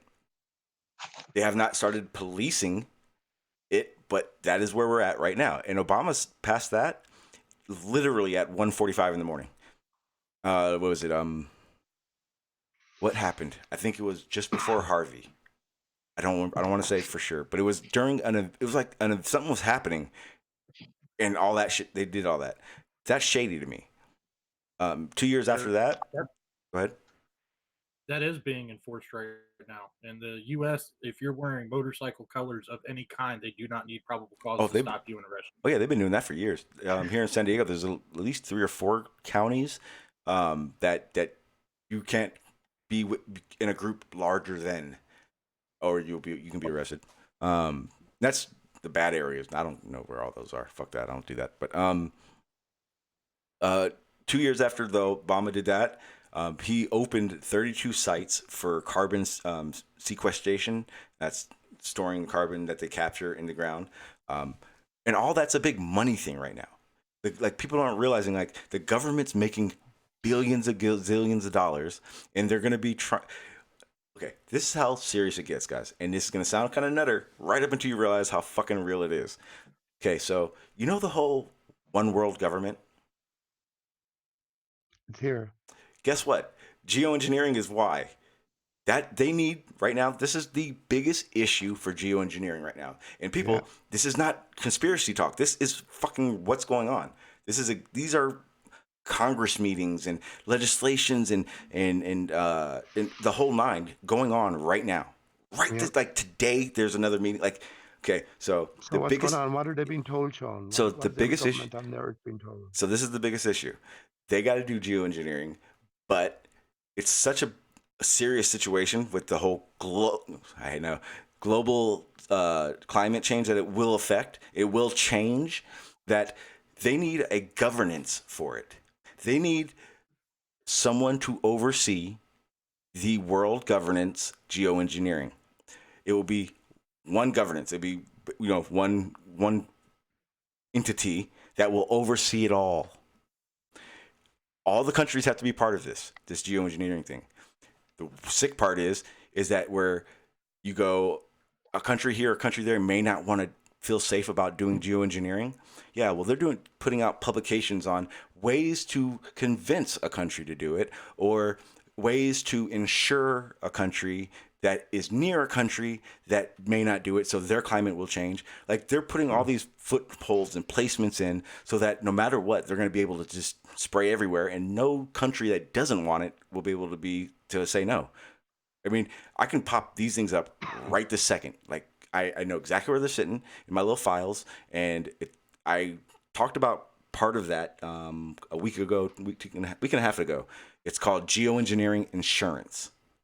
When like Haiti had the earthquake, and Indonesia when they had the earthquake, all the countries kind of band together and give them money. It's a let me grab it. It's a type of, it's called climate insurance, is what they call it now. They're changing it to geoengineering mitigation insurance because obviously they don't know the effects of geoengineering on a large scale. And once things start kicking up, ramping up, and if, for instance, they know California, we're going to see our first hurricanes. Midwest, you're going to see a lot less flow. Like, they know things are going to happen. So now they're passing out this insurance that states will be able to buy, ensuring that when geoengineering starts, when the climate flips, does its rapid change, these states will be able to pay for any natural disasters that occur that an area would never be prepared for. You know what I mean? So understand that also means our money, our taxes are going to go skyrocket. So you'll find that all of these different countries that have adhered to the geoengineering policy, they also teach all their children in school that they live on a spinning ball Earth and that mankind is responsible for everything that we have to do. Of course, that'll be their excuse in years to come, or possibly anyway. I hope it's a different reason myself, but that's what they will say. Well, we knew all along that this was a worse situation that we anticipated, and we had to bring in this spraying program to try and save the planet. And now, we can see things as they are. Things are pretty bad, but we got a handle on it. And only because we did that in privacy. This is all the nonsense that they give us. But again, back to the spinning ballers, Shawn. Back to the spinning ballers. Sorry, I went on that tangent, people, but that's how I feel about it. No. What I'm saying is, back to that's where it's all brought back to. In all of those schools, in all of those government departments, they'll have their educational system laden with spinning ballers and a universe is given. So everything sort of connects, and the whole story is intertwined. This is what I was talking about earlier on about you being able to tell me from your own experiences things as opposed to what you have to believe if you go along with the mainstream thought, or if you stand on the shoulders of giants, i.e., when you drop a brick, it is adhering to the curvature of space time as it falls. And it manifests as this force we call gravity, but it falls to a ground that if I keep going down beneath me, I get to a central core, which is 3,000 miles away and is burning hot iron. Do you know what I mean? All these different picture pieces are filled in for you already, and they have to go hand in hand with your overall spiel. But would you admit that flat Earth's spiel is even less than that? For some, I think. Well, realistic, you guys don't have the giants. Well, how would I answer that? If I could see so far, it's only because I have stood on the testicles of earwigs.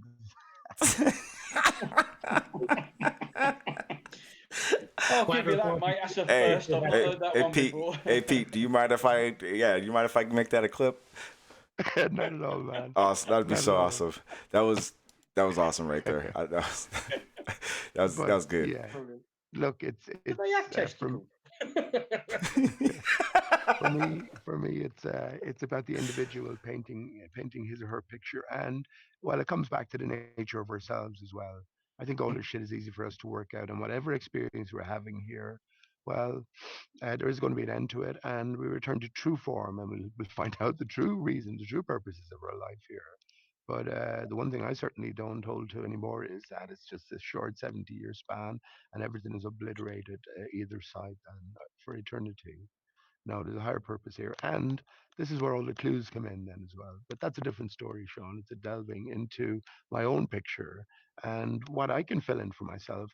And look, let me just say, as I've said many, many times to flat earthers, you're just happy after years now at this stage, just saying that the earth is flat because there's no curvature found and no movement has been detected and left it there. Well, I feel sorry for you because you might as well not have entered it at all. Yeah. Leave such a gaping hole in the rest of your reality or your picture of reality. Whereas at least when you were in the Ball Earth camp, you had left it to the scientists to deliver you your truth on a cold plate, but it's still the truth. You still have a full picture formulated. So I think go think about it yourself and look for the clues, Shawn. Programs like the Game of Thrones, for instance. I say that Arya Stark is the main character. Flat Earth Man, Iron Man, Tony Stark. These are all clues for us, and there's clues like that in every work of fiction, and for every media sort of output. You're going to find clues. So there's a different story ingrained within everything, all of our experiences, and we've been influenced on all sides, from music videos, music itself, TV, obviously, etc. So I think that's a much more exciting world to enter, to be honest, and it does leave a whole lot to be desired in terms of to be known. That's Yes. absolutely for sure. Yeah. It's. I see what you're saying. I do agree with you on to a sense of what they can get away with because of the fact that you got to trust a lot of it. But again, kind of falling back to what I was saying is, um, what if this part of your guys, if your conspiracy theory is wrong? You know what I mean? Yeah. I mean, because like I don't think any of us. I think a lot of us, may have a starting point or a good lead on a conspiracy and its facts that bring it out. But I mean, realistically, I mean, we don't really have the resources to really be digging in for the stuff that's going on that we need to be knowing about. And that's as real as it gets right there. I mean, every conspiracy, you got to remember this: every conspiracy, whether it's the craziest one in the world or not, stems from something. It's very insane. It's rare that conspiracies spout from absolutely nothing. Like I don't really know any of them that are from for no reason at all. Absolutely, Sean. But more fundamentally, it comes from, well, all comes back to the mind of the thinker here, because let's say from your point of view, you follow an evolutionary Mm-hmm. pathway, and mankind has got where they are because of been successful in a certain branch of this evolutionary tree. And here we are in this pretty much chaotic or random situation. So whatever may be going on is all down to that process. Whereas for me, no, absolutely not, man. There's different higher powers involved here, and the whole panorama has fundamentally changed. So there are absolutely different forces involved, absolutely controlling everything as well. That's the way I see it. Yeah, I Can't mean, prove it to you, but it's just the way I see it.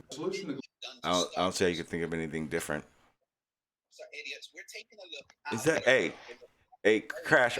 Who's listening to goddamn Fight the Flat Earth? Huh, My Crash? bad. Yeah, dick. Just kidding. Well, not really kidding, but damn, man. I was trying to look something up for Shawn Hawkins right quick. Oh, I guess. Yeah. Yeah. I mean, it. That was also another thing that kind of made it easier for me as a flat earther. The fact that I'm sorry, a lot of Glovers aren't willing to even look into a lot of these things, and that kind of takes you away from the realization that governments suck ass. Our government sucks ass big time, or America, And the corporate government, corporate, our military. I mean, every facet of our government has its bad spots. what's a man to do, Sean? I mean, ultimately, this is what it comes down to, and plenty have realized the truth about the legal name fraud and how it ties us into this corporate state. But that has been exposed. So, what's a man to do? I think the best thing we can do is educate ourselves. And I don't know, this causes difficulty as well. But imagine me telling my child all of this stuff now. I don't see him, but imagine I would. Hmm? I mean, that would cause a major divide somewhere, necessarily. But yet, I love my child. I want the truth for him. Wholeheartedly believe that 9/11 was a media hoax. Hmm? And when I found that out, I had to tell him that, Yeah. because I don't want his brain to be labored under false illusions. You know what I mean? But see the Or thing the from horrors of Mhm. others. But see the thing That for doesn't mean you me. have to believe that, but that's what I have to do, right? But see the problem is for me is like, for instance, I have a child too. Um, I don't want him to know a lot of this stuff. I don't think he's ready for it. My son's. I know he's younger than yours. Find out in school, Shawn. Huh? He's going to find out in school. Did you stand up at school and put your hand in your heart and pledge allegiance I to the did. American I flag? did. Yep. You see what I mean? This is what we do to our children. You didn't know what the But here's fuck you were doing. but here's the thing. My son needs an education, whether regardless of whether or not it's this system. You know what I mean? He has to know the information they give him. I know for a fact that I'm not going to put so much stress on that because all school realistically is a learn how to task, learn how to get up in the morning. It's a job. You're prepping yourself to learn how to be Exactly. to work. I get that that's even another issue, but they're not. That's other issue. That is another issue. They're not really teaching That's kids. my son how he got on with the slave farm. Well, they're not, but they're not really teaching kids knowledge in schools. And really, to me, they're teaching, like I said, these tasks, these ways of living, the ways to be good people. You know, get up for work and blah blah blah blah blah. One of the issues that because I was really into NASA when I was a kid, and nature. Like if we were talking to animals and shit, I'd kill every one of you. You guys have no clue. Outside nature, that's what I do. I do that more than all of this shit. I talk about geoengineering. I like doing research on that more than flat Earth. Well, I would say fuck technology and this computer and all of this shit if I can just be in nature all the time. Really? I mean, that's from years and years and years of backpacking and wanting to learn how to live off the grid. Like when I hear people talk about living off the grid and getting away from the government, I laugh at all of them. There's like 2% of the groups I've ever heard talking about living off the grid just have no clue. That's one of the reasons I hated being around Bro Sanchez and that group. They talk about getting away from the government, and then the first thing out of their mouth is, go buy land. What the fuck? What the hell did you just say? You said go buy land. You're going to go buy land to get away from the government. Do you not hear how ridiculous that is? It's there's a whole different, like, first of all, if the government wants to find you, they're going to find you. Trust me, they got enough technology. They don't give a fuck. They're not going to take all our guns. They're just going to blow us all up if it ever came to that. Trust me, we don't have the firepower to protect ourselves. We got handguns and rifles. We got fucking missiles and tanks and drones. You're going to go shoot down drones, they're going to laugh at you. Who's in power here? I've been to the army here, Shawn, and one of them said to me, and I reminded him of his oath to the Irish people. I said, my oath. And he said about politicians, how they break their oath all the time. He said, I don't give a shit about my oath. Fuck yeah. Well, that's the When thing. you're dealing with guns, man, what are you going to do? Well, here's the worst part. Everyone that serves, it's an army, it's a military, but they're just the people they put in the front lines, unfortunately. That's why there are these special groups, private military. Like, why would a country with a military allow private militaries and then hire them? I thought that was called a guerrilla squad or fucking militia. Isn't that what that is? That's probably for legal purposes, Shawn. But that's the thing. But that's the thing, though. Why do they keep changing their names? Why is it okay for the government to have this, but the people can't? And I'm not saying we need an army. I'm not saying that at all. I'm just asking, the semantics of the fact that, militias and guerrilla forces are overall federally illegal, I guess you would call it, because no government wants one. But they can hire acceptable ones. If we ever went into a martial law, those are the people that are going to do it, because they're mercenaries for cash. That's what they do. They're paid to not give a fuck. That's why no one knows about them like that, because maybe the good guys are not the good guys after all, Shawn. Maybe the British and Americans are not the good guys after all. The worst part is because of the way they've constructed war, we're with them. That's why I remember when we were in Iraq, like, heavy. People, like, all, like, the people, like, people that from different countries would just be bad mouthing Americans, and they'd be like, you do realize that, like, I had nothing to do with sending them anywhere or doing anything. People, you can vote your man. What the? Trust me, the president don't do like. I don't know who was talking. Pete, it may have been you who was saying like they don't reelect in the military. You guys realize that they reelect people for new terms in the government. Service, yeah. But when you come to the fucking military, those guys have been in that spot for 50 years. You don't think they're not gonna fucking be buddy with the president, kissing his ass to get away with shit and doing blah blah blah blah blah blah blah? I mean, that's just common sense. We know for a fact. We've had studies that show people in power will become corrupt. Not so much corrupt as in they're all going to take the dollar, but they all will have their own motivations. It's just how it works. If I give any one of you guys, if I gave any one of you guys the power to have the mute button at some point in time, whether it's now or in 10 years, you're gonna hit that button. I know it because you need that power. Humans need power. It's just the way it is. That's why everyone wants to be the best.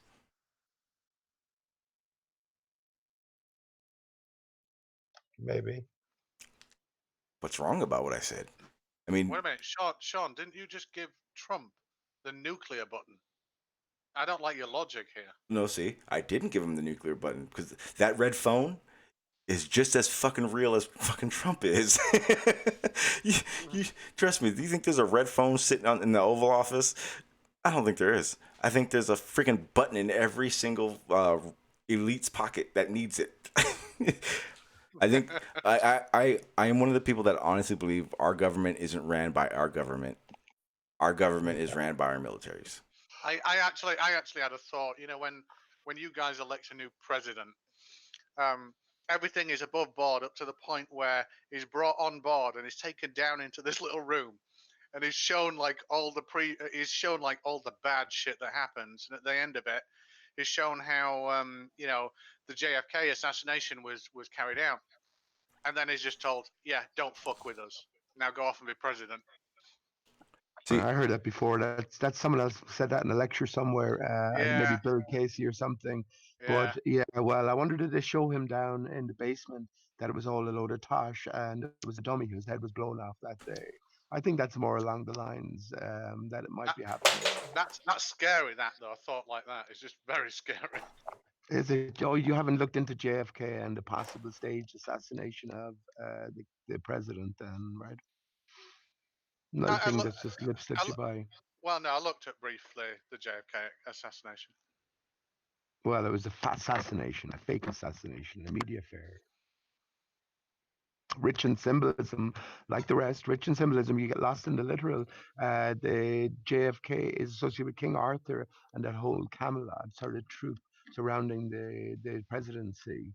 Arthur is a Jesus-like figure with the 12 Knights of the Round Table, or the 12 constellations, signs of the zodiac. Sorry, 88 constellations, and then we have Jesus or Arthur in the center as the sun.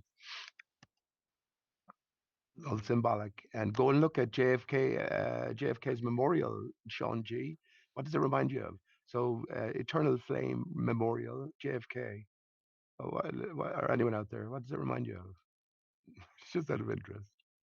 Of course, the sun is Aristarchus, so I might have given it away to you.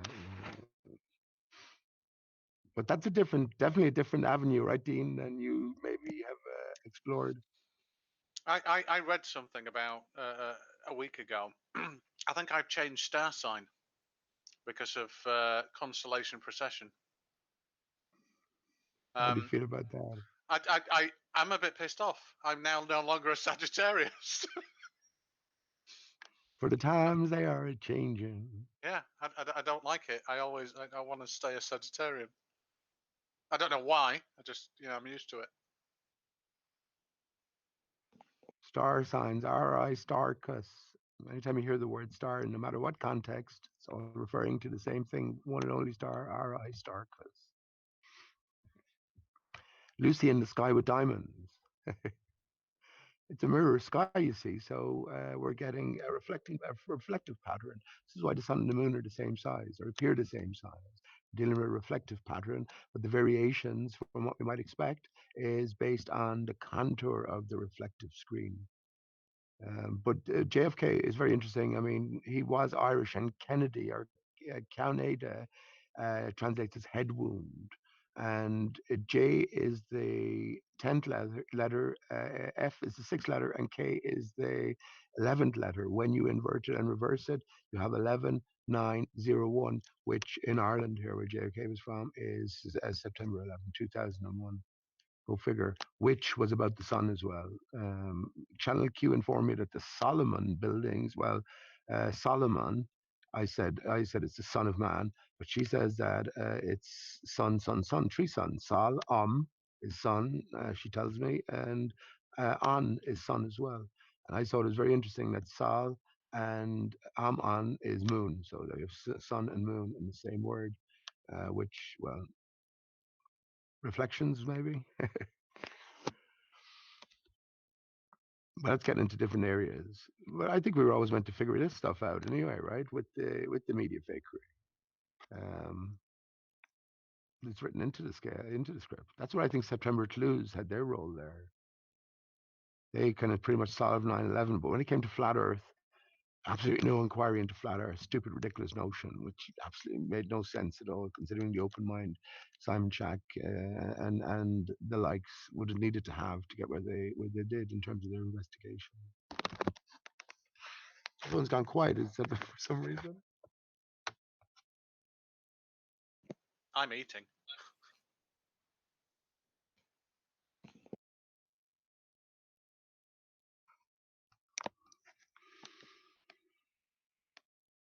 Let me bring up the image of the JFK Eternal Flame Memorial, the Liberty Flame.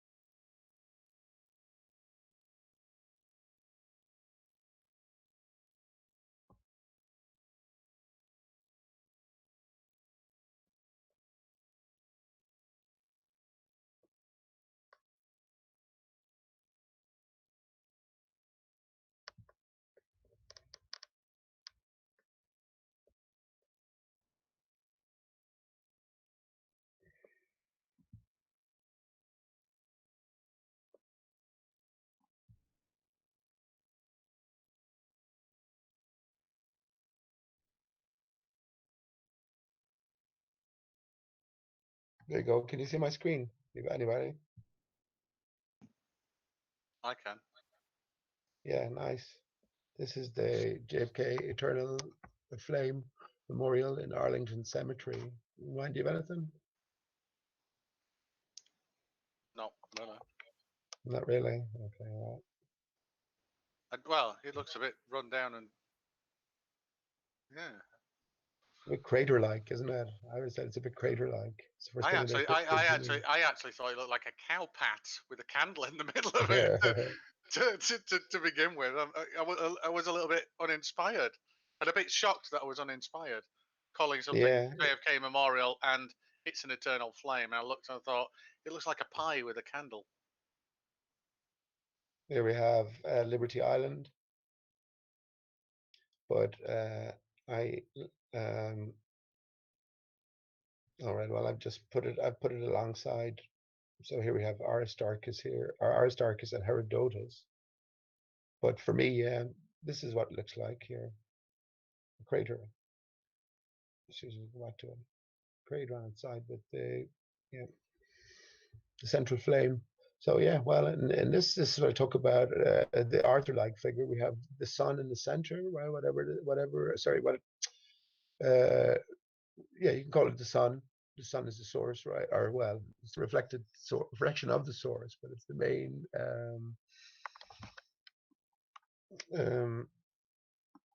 player, I guess, in our system here. But yeah, Jesus is the sun at the center, and then the 12 signs of the zodiac. It's a big clock, in other words. And well, yeah. that's a different pathway completely, though, isn't it, with the JFK thing? And well, I would say, with the movie JFK, Oliver S. Stone, introduced us into conspiracy land, didn't he? And if you watch that, you must have seen that, and definitely must have been influenced by it because it was so sort of convincing.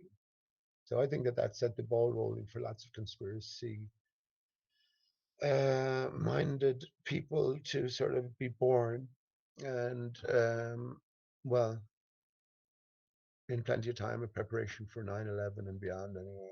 So anyway.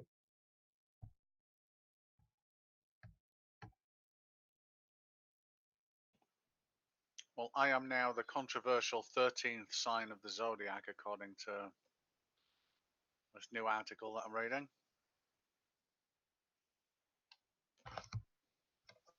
What's the name of it again? Ophusis or something, isn't it?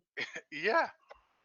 Well, I've gone from Sagittarius to Ophiuchus. How do you pronounce it? Ophiuchus. How do you spell it out there? Ophiucus.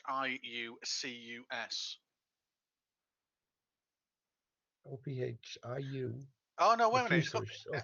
well, actually, it's got two different. I'll post it in the side chat. It's actually got two different spellings in the same damn article. Wait a minute. So this is what I'm reading right now.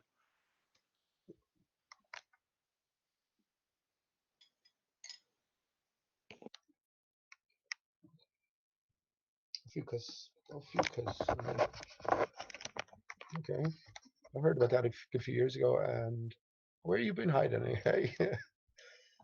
No, I don't normally do star signs, and I came across a random article, and I thought, oh, and then I looked, and I thought, oh yeah, I've changed. So, yeah.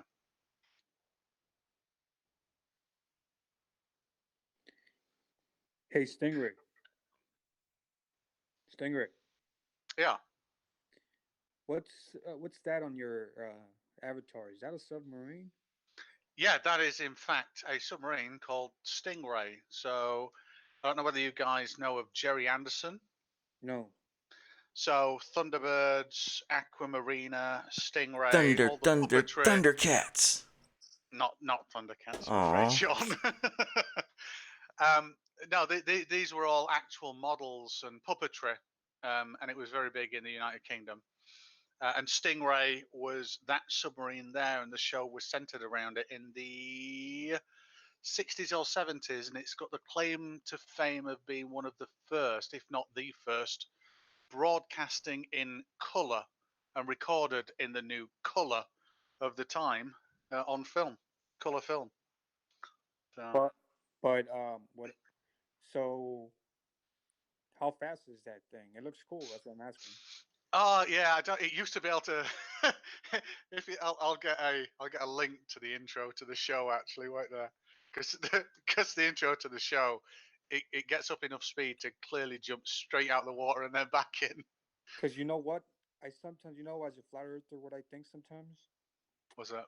I think that if we could all get a hold of submarines and person that can operate a submarine, would we be able to go inside the sea or ocean or whatever, and then just head out towards the so-called Antarctica wall, if there is one, or maybe hit perhaps extra lands? Well, you can go there now. You can charter a sailing boat. I would recommend no less than a 45-foot catamaran, and I wouldn't recommend going down the tip of Africa. Let me ask you this: how deep can submarines go? Not very deep. I'll let you know right now. I thought you would know since you seem to be interested in submarines, but it's all good. The deepest sub can travel, says the Italian-built deep diving research, Bathurst, blah blah blah. With the Italians. Which, with its crew of 2, reached a record maximum depth of 35,797 feet. The deepest known part of the Earth's ocean, the Challenger Deep, in the Mariana Trench. But Sean, what's the submarine that has a manned crew that is self-mobile? That's like a DSV that's lowered from a lowered from a support ship. Yes, it is. You know what I also think too, as a flat earther, I think that how does sonar work? You said manned, right? Well, I said, oh, okay. So Crude, Shawn. Okay, so this crew, when it says crew of 2, that's on the ship controlling it and monitoring it. Yeah. Okay. Yeah. So well, no, they might actually go down in it, but it can operate without that support vessel. So I was on about what's a submarine that's self-dependent and its own vehicle with a crew. What kind of depths do you get to? And I think ballistic nuclear submarines are that kind of pinnacle of, but they couldn't go down that far. So you can't have you can't have operations and a crew on on anything that goes to 35,000 feet down, because we don't have that kind of tech. It has to be a DSV that's bubble shaped for us to be able to do that. These things make it sound weird, like it's. So that's strange, isn't it? Regular human beings can't go. What the hell? This thing says 35,000 up or 35,000 below. we fly above 30. We fly above 30,000. Average is 40. I said the regular human, like, more can't go. No. 40, A commercial airliner flies at how yeah, but okay, no. So commercial airlines flies at 40,000 average, and the military, they fly. I think it's what is it? 60. It's just above the stratosphere is the highest the military planes are going. Just right about the just How above many miles is that? 70,000 feet. So it's about 12 miles, something like that. So, so most humans can't go more than 12 to 15 miles high, right? Higher than that. Well, yeah. That's what? Well, there's humans at 250 miles high right now. Yeah, that's what I was gonna say. Unless you believe in astronauts. So right? The stratosphere starts at about 12 miles at the equator. It seems really low, but that's at the equator too. So. By the way, I posted the link to the introduction to the TV show Stingray in the side chat. I recommend everybody have a look at that. F that shit. If they're not part of the Thundercats, I'm boycotting them. It's better than the Thundercats. Oh wow! Just watch it. So Dean, let me ask you a question. Let me just say one thing beforehand. That most people didn't know that the deepest deep sea expedition to date happened at the same day that man went off to the moon. On whatever was it, July 31st, was it 1969? Whatever date it was, anyway. That exact same day, top secret deep sea expedition to the bottom of the sea. But I was going to ask Dean, is it possible for someone like James Cameron, with all manners of technology to hand, to fake the dives to the wreck of the Titanic? Do you reckon? I didn't. Would that be possible? It's possible, yeah. I mean, James Cameron has got a big venture capital group that has. Wait a minute, it's not Industrial Light Magic, not Double Negative. It's another one, but he owns a big visual effects. Well, he owns the majority share of a big visual effects company. Yeah. I forgot which it is. I should know. But as to whether he did, I've got no idea. But looking at some of the video footage, I would highly say, that remembering looking at it, I doubt that he did that. But he could do if he wanted to. Yeah, I'm absolutely sure he did. That's exactly what's happening. There's no better place to hide the sweet fuck all the bottom of the Atlantic, especially for a symbolic hoax, which is what the Titanic was. Be interesting if you wanted to look up where James Cameron was on the morning of 9/11. Oh Jesus! But no, I'm just saying. Don't worry about that. What do you call it? But one of the things that added lots of fuel to the conspiracy fire was the M. So the old switcheroo theory between the Olympic and the Titanic was. Wait a minute. Do you know this? Do you know there were 3 vessels? Yeah. So they say. Yeah. So they say. There's no pictures of. There's one or two pictures there of is. two vessels together. No, there were all. there were 3 vessels, and two of them were very tragic in their operational. You're talking about the Titanic still? Yeah. Okay. No, wait. You're kind of wrong in that. Okay, so there was only 2, and nope, there's 2. No, there was 3. I heard there was 3 as well, but I said it was But wasn't that one. the first one that crashed, and how they knew, and then that one? No, the first one that crashed was the Titanic. It was named the Titanic, also, wasn't it? No, so the Olympic ran into a military vessel, if I remember correctly, and it had to be put back to dry dock. And then in the meantime, the Titanic came online, got fitted out. But then there was it's got Britannia in it. I forgot the name. But Pete. It might as well be, right? Well, I gotta look at this. I heard there was a third one as well. Britannic or some shit. It's right here on the screen. The Britannica. The Britannica, sister ship to the Titanic. Yeah. So there were 3 Olympic class liners. That was it. All built, and so the Olympic, Titanic, and Britannica. Yes. Yeah. So the Olympic got struck by a military vessel on maiden voyage very early and had to go back to dock. The Titanic launched and hit an iceberg, but the Britannica, I believe, served very well as a hospital ship during World War II. But wasn't the rumor that that's the one that crashed, and it was like assurance or some shit? Right. That's what I was talking about. So when James Cameron released his imagery, we had suddenly this imprint of an M where the name of the ship should be. So it's a little too obvious, isn't it? So we're going then this whole switcheroo theory for the insurance claim because of this crash and the backbone breaking of the Olympic, that gave that more fuel.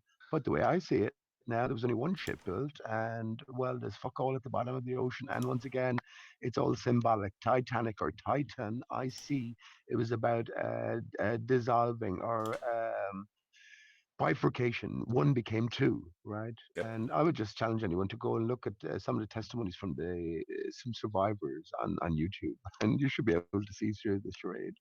But I was just pointing out about the imagery as well. Would it be possible to fake it? And you said yes.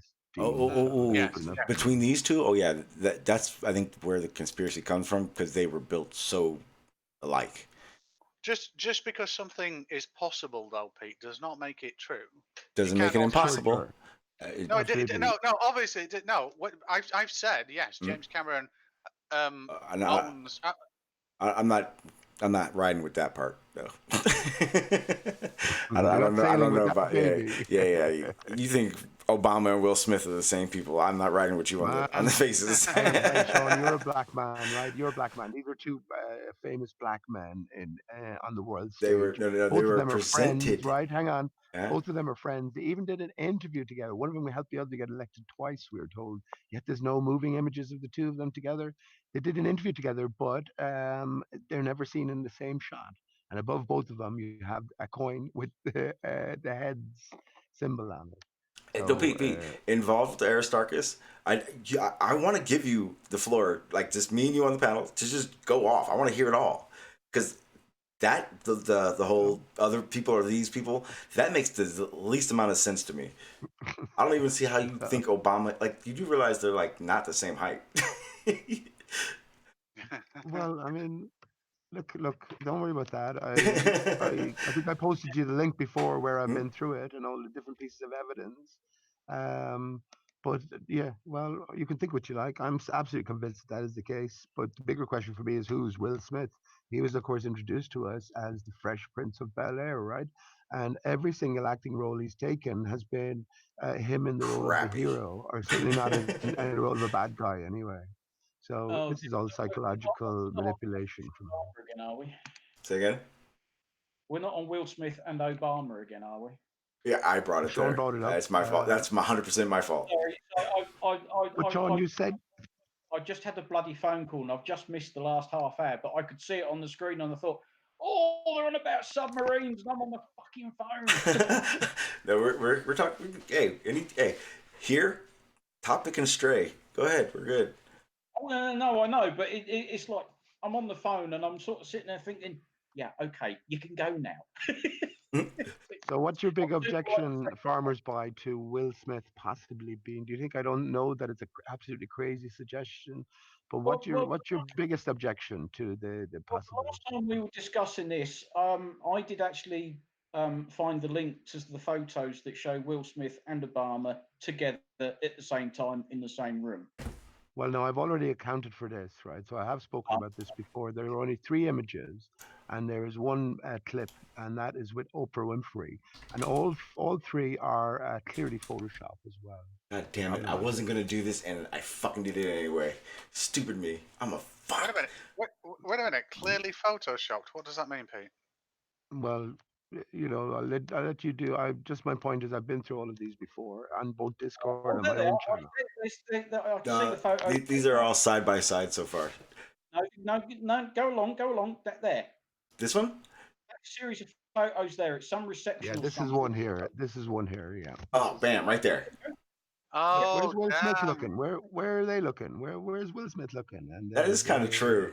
He's kind of conky, like Wookiee-eyed. Like, where's he going? Where's their interview together? Where's them playing golf? Where one of them helped the other get elected? And go to the if you want to go into Oprah Winfrey and actually, Sean, do you know what you can do? You can bring up Will Smith interviews Obama, or Obama interviews Will Smith, and you won't see them in the same shot together. How very, very strange isn't that? But it's not strange if you think of it in a different way. But outside of those 3 images, you won't find it. I bet money there are thousands of people that have gone hours doing this. 1,001 now, Sean. You're gonna spend a long time doing this. No, I got one page. I'm not even gonna hit more. They're just not the same person. It can't when be. I say, well, I mean, when I say that, wait. Does it have Charles anything Manson to do with the ears? George Bush are one and the same. That again evokes lots of laughter. Wait, who? And ridicule. Who? Charles Manson and George W. Bush. They're the same person. That's awesome. That's okay. That's okay, man. Fuck! I gotta do it. I gotta do it. It's a free world. You're allowed Richard Dreyfuss. This was another one of my own findings. Richard Dreyfuss actually played the role of Bernie Madoff. Wait. And he went on to play the role of Bernie Madoff in a mini-series. What if Obama is Oprah? Wait, or Oprah is Obama? Well, Obama playing the role of Osama bin Laden was given to us on the plate. What the fuck? The joke there being Obama only went and killed himself when he ordered the killing of and the capture of Osama bin Laden, and he tossed him overseas, right? But what we're not been told is, of course, we were handed the Michelle is a tranny on the plate. Damn, Will Smith is tiny compared to her. Holy shit! Will Smith playing the role of Barack Obama and Osama bin Laden. Well, I think that's the first.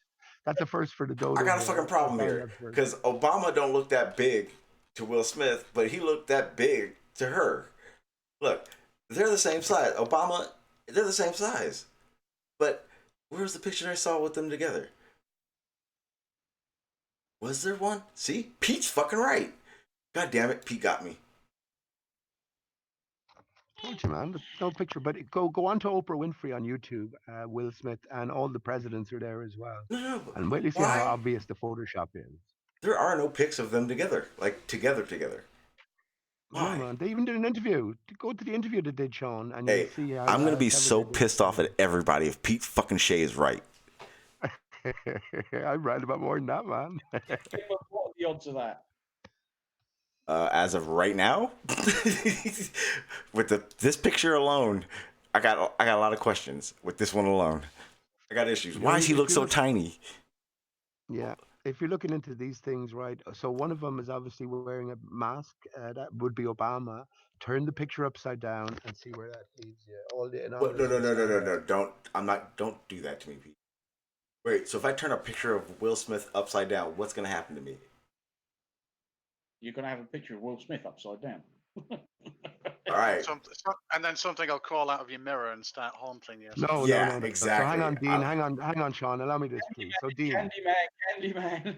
So, Dean, you're into media, right? You're into media, so it's possible to add facial prosthetics and change fundamentally the look of somebody, right? Would you agree? Oh no, Pete. You know, there's that technology that can do the whole face and the whole voice thing, right? You know about that? You know that, man. All this stuff is well mastered. Like it's a program that people are having issues with. So in answer to your question, Pete, visual effects and physical prosthetics are not at a they're not outside of an uncanny valley kind of perception for human perception. So in other words, if someone's wearing prosthetics, odds are 100% of people will be able to tell that quite easily, given just the nature and motion of all your facial muscles, if there is massive significant differences in structure there. So they haven't mastered this at sort of international. No, they haven't mastered that. Okay, so fair enough. Now, in general, do you want to know why? The problem is the amount of muscles that we've got that form all of our expressions that work on the surface in really complex ways. You can't transfer those muscles outward to prosthetics. So you always end up with something that looks like someone's had a partial stroke or something, right? Or it doesn't bend quite right, or right. So, Dean, you're just walking into my argument because this is what happens. What we do naturally is we fill in the gaps. So if I'm looking at a face upright, I will fill in the gaps, and I won't sort of spend too much effort on it. When we turn the image upside down, now we're looking at something from a different perspective, and we're more sort of focused and concentrated. And now this is where the prosthetics will jump out at you, and you will see that divide between the natural skin and the thin latex rubber made of artificial additives. And that's exactly what I did with Will Smith, and I recommend you try it yourself because all of these prosthetics do jump out, just like you say, Dean. I told you no one can handle the dodo. You should come with a warning.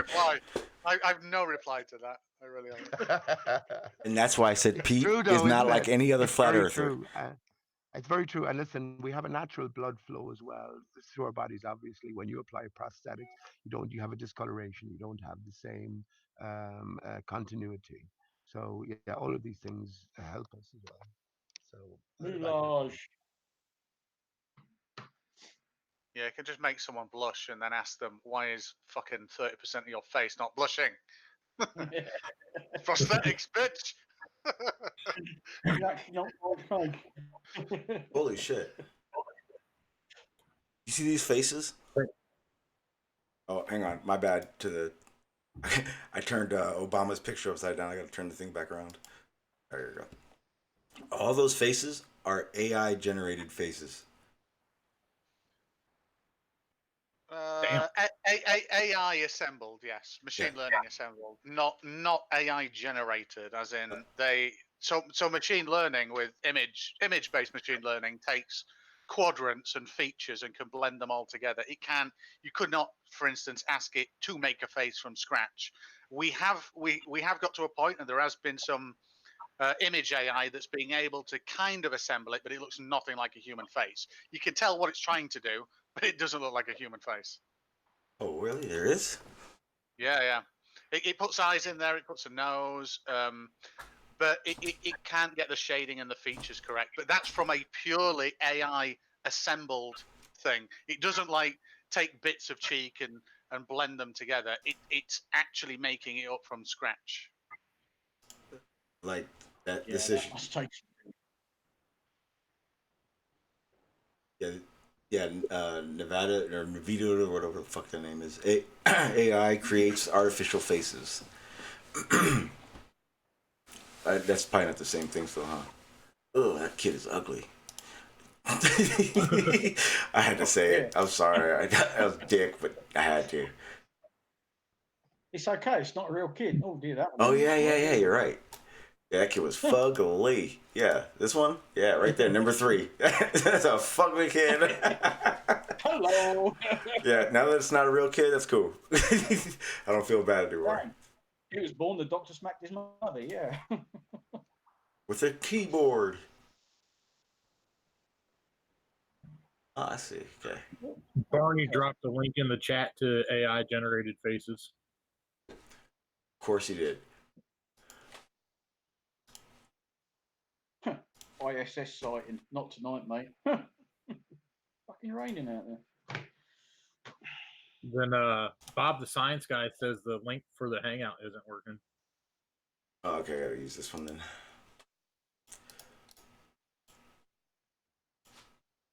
And it was also brought up a minute ago that there are no pictures of Jimmy with a supermodel. There go Jimmy must be a Playboy model.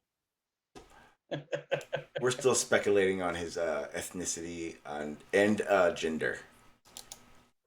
And it matters the combination of them.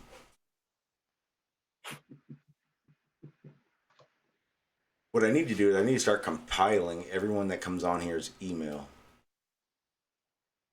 Because that's the fastest and easiest way to start to share the links. Because then I just put most of the time I don't. We'll see this account won't work too well because this is the second account. Like I don't even think I have mine on here. Yeah. Wait a minute, just for Barney, that's not actually AI generated faces. That's geometric retargeting. So all it's doing is tracking optic points and feature detail points, and then using parametric projection onto an already assembled mesh or depth map of triangulated surface. So it's the same way we get, like, you can make a dog talk, or you can just do animation facial remapping. So it's not like AI generated it. It's just a VFX technique. Way to kill our dreams, dude. We were really hoping for some AI technology here. Yeah. We're not that good yet. We're not that good. I don't know. We may be. You gotta look at the big picture, yo. That's what I'm gonna start doing. I'm gonna start turning Globers into conspiracy theorists. You guys are gonna see the light. Oh, Jesus. Me and Pete, we're gonna go around proving Obama is Will Smith. I believe him now. I can't believe I didn't. Have you watched my late night hangouts? I think I have enough mental issues going on. Oh, you're gonna love this. Trust me. Put it this way, you have not heard the Pete actually go. Trust me. He is very. I don't know what's wrong with him. He's been very tame for the past few weeks. Whatever sedatives he started taking, they work. Jimmy's here now. Hey, Jimmy. What's going on, guys? We heard you're gonna put a skirt on for us. Yeah, I'm gonna be honest. I don't remember much of that conversation. Oh no, you agreed to it. You said you would not back down and not to let you back down from it. Well, yep. Is that still on the Hangout crash the other night? No. He said he deleted it on accident. On accident? Yeah, definitely on accident. Well, if I said it, you gotta do it. That's right. $20. I'll send it right over. My sister said that it has to be a nice skirt because she wants it after me. Yes. Yeah. Hey, do not settle. I swear, if I don't want to see some ugly, raggish skirt. Present yourself like you feel. Is your sister going to do your makeup, Jimmy? Ooh, makeup.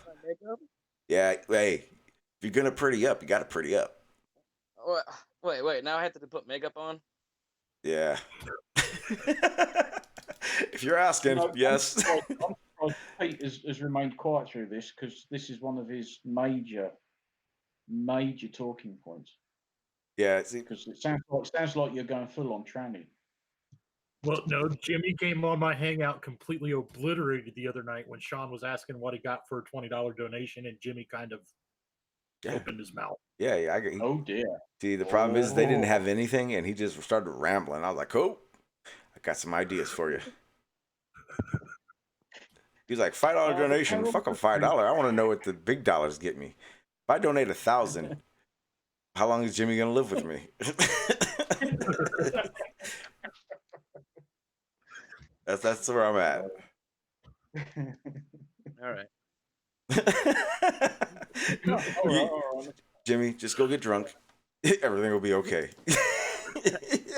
I'm highly regretting this now. Oh, you will. I'll give you some options to back out. They ain't gonna be great. All right, yeah. No, they won't be great. You won't like them. You may want to put a dress and a bra on. No, I'll listen to the options, and we'll go from there. Oh, it's a small list though. That's all right. It's gonna be fun. Jimmy, isn't this why your Nightbot command keeps changing on my channel too? Is because you told Metal he could do whatever he wanted to it? Yes, I did. Yep, that's true. Yep. You gave up your bot. That's wrong. I hid my bot because you guys are here.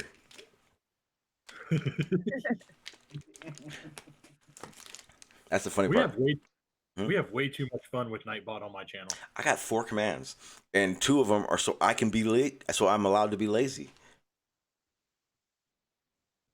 Yeah, so I'm really sick of sharing the Hangout link. I hate doing it. One, because, I mean, right now the chat's in front of me, but most of the time, man, it's rare that I get the chat in front of me. Usually I'm on a rant or I'm staring at the Hangout. I said it's a...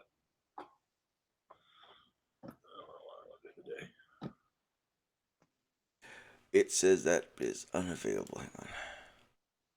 I know I have to go get a windshield for my truck Tuesday, so... Hey, yeah, Bernie, that one says it's unavailable.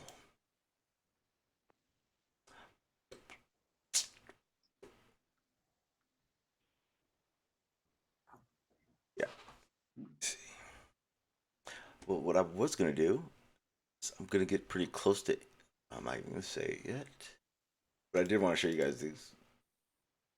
I'm not going to actually go through it, but I wanted to show you guys the, that geoengineering, that stuff, that insurance one. Yeah, so this is the geoengineering multilateral parametric climate risk insurance, a tool to facilitate agreements and development of solar geoengineering. States favoring deployment of solar geoengineering will need to address our state's objections, unilateralism, and implausibilism. Damn. In practice, that might be particularly achieved using parametric climate risk insurance based on objective encounters. Blah blah blah blah blah. Try to get to the good stuff.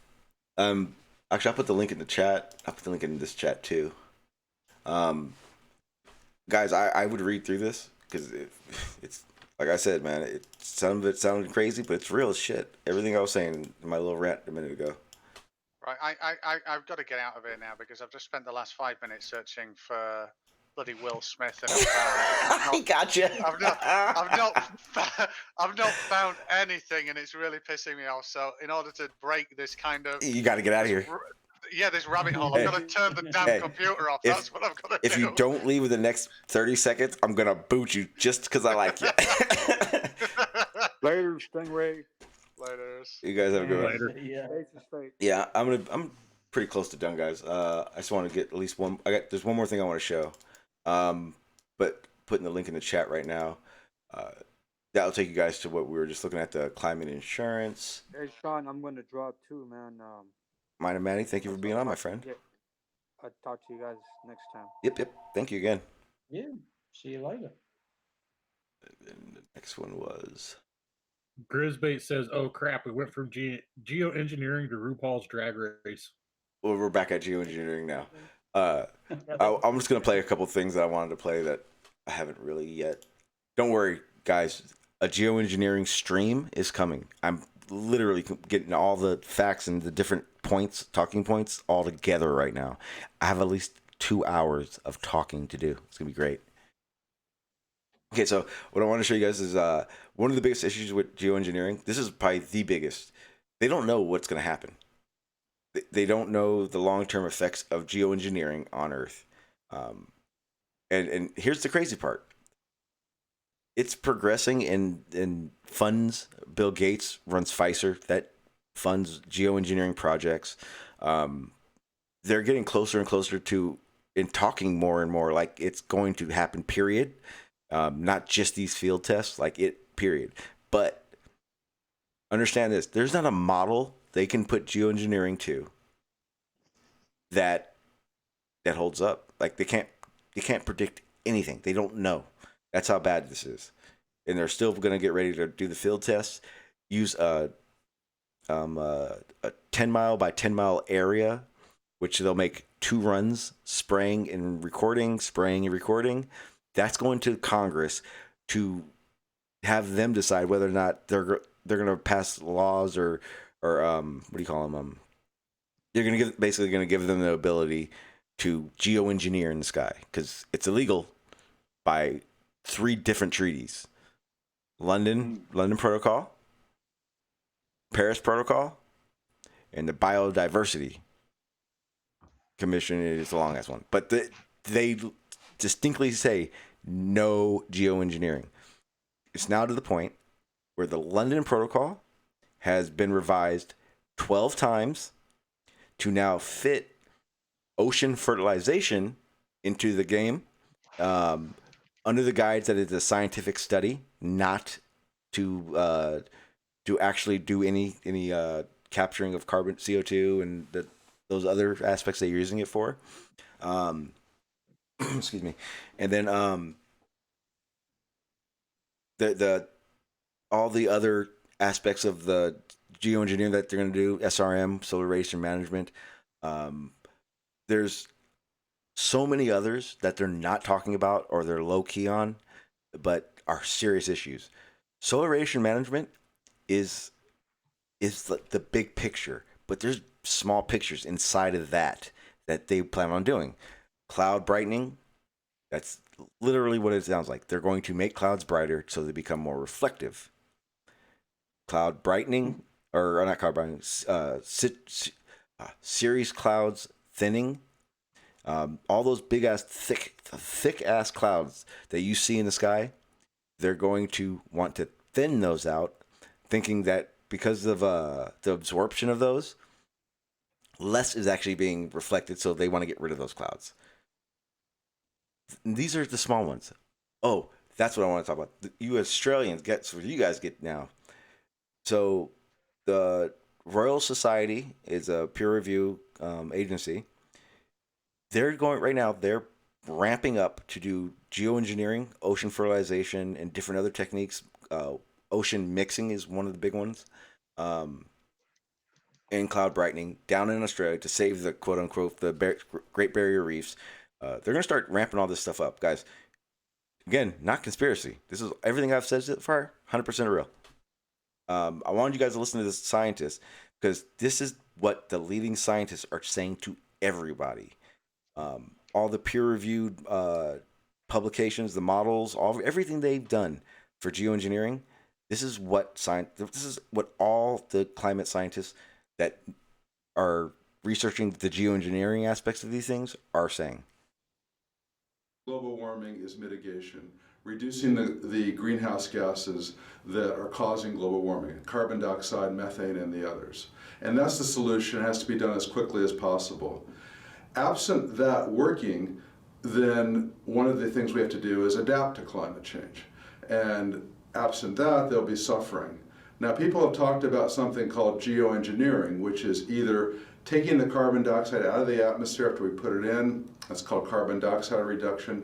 That's probably a good idea. It's kind of expensive now, but that's not really that controversial. The other idea is blocking out the sunlight, and this would have a lot of risks associated with it, but it should not be done as a substitute for mitigation. It should be done only if mitigation doesn't work and we're reaching some sort of dangerous climate change that we might want to reduce temporarily while we...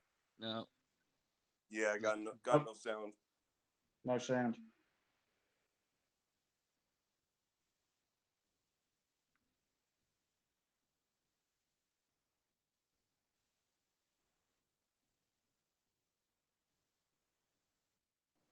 Well, you figure that out. Did everybody hear Bob Nodal prove gravity?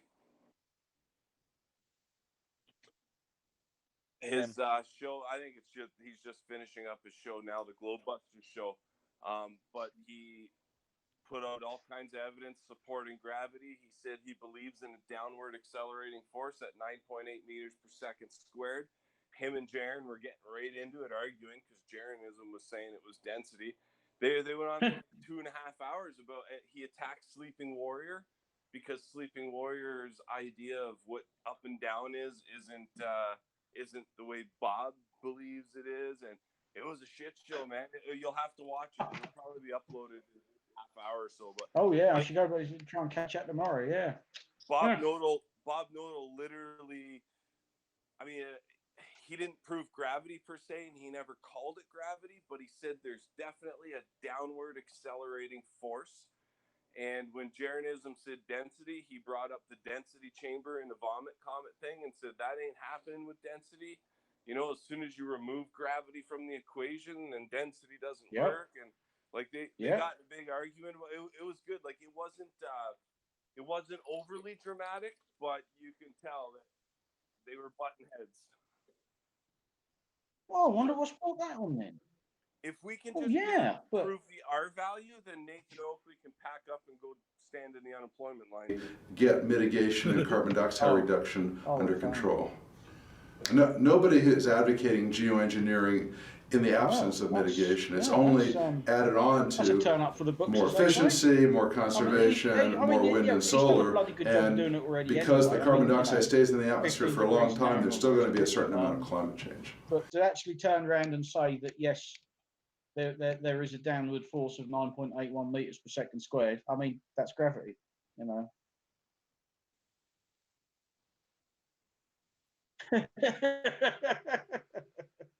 I would suggest skim through the show as soon as it's uploaded. It might be worth firing up a live stream for it there, Shawn, and have some conversation about it before like all the big names like Fight the Flat Earth and Team Skeptic and them get their sticky fingers on it.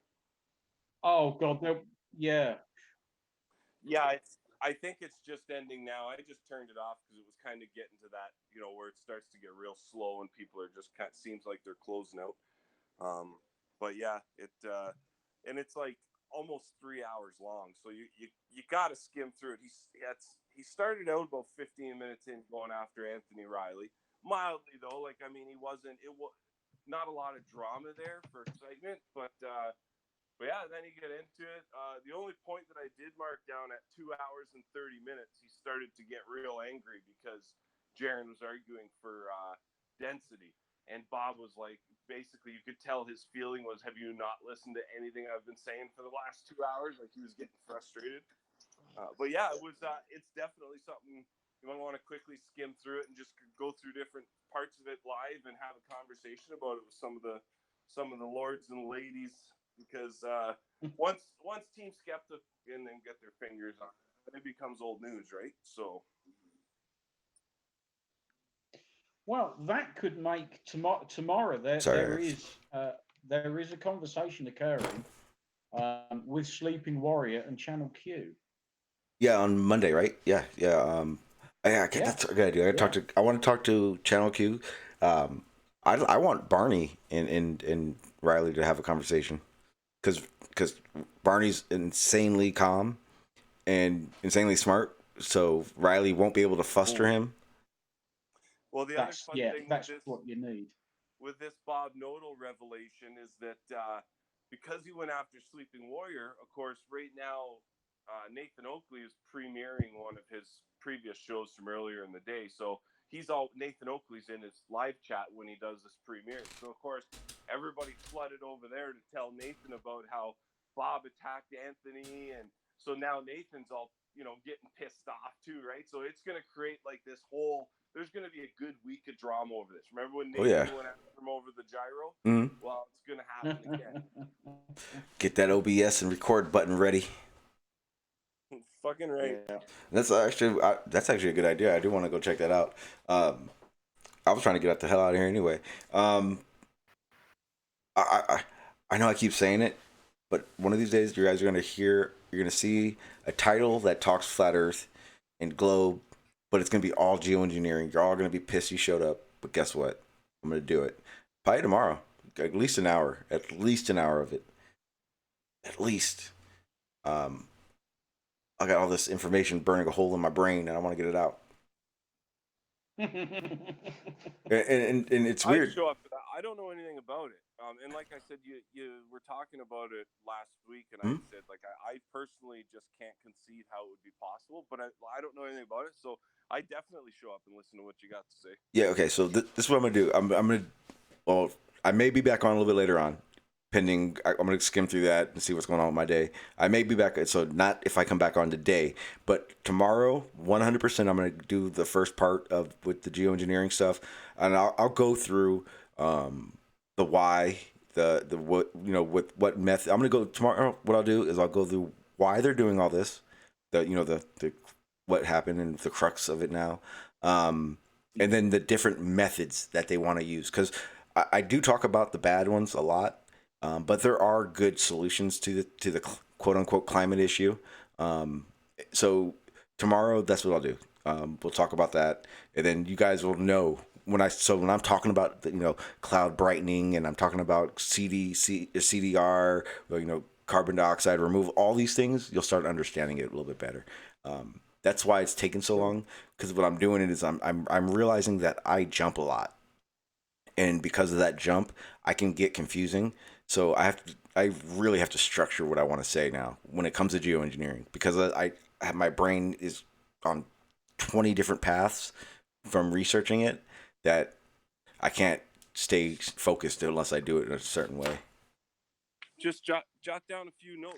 Keep it on track. Yeah. That's what I'm gonna do. That's the main reason why I want to do it tomorrow, because I've been doing that. So I have exactly what I just said. I have the what the IPCC report is, and basically the timeline for this climate situation that's been going on and what they've been saying, and then what the solutions are. Because, like I said, a lot of people don't know all these solutions. A lot of people think there's like a handful. There's like 100. I couldn't even go over all of them.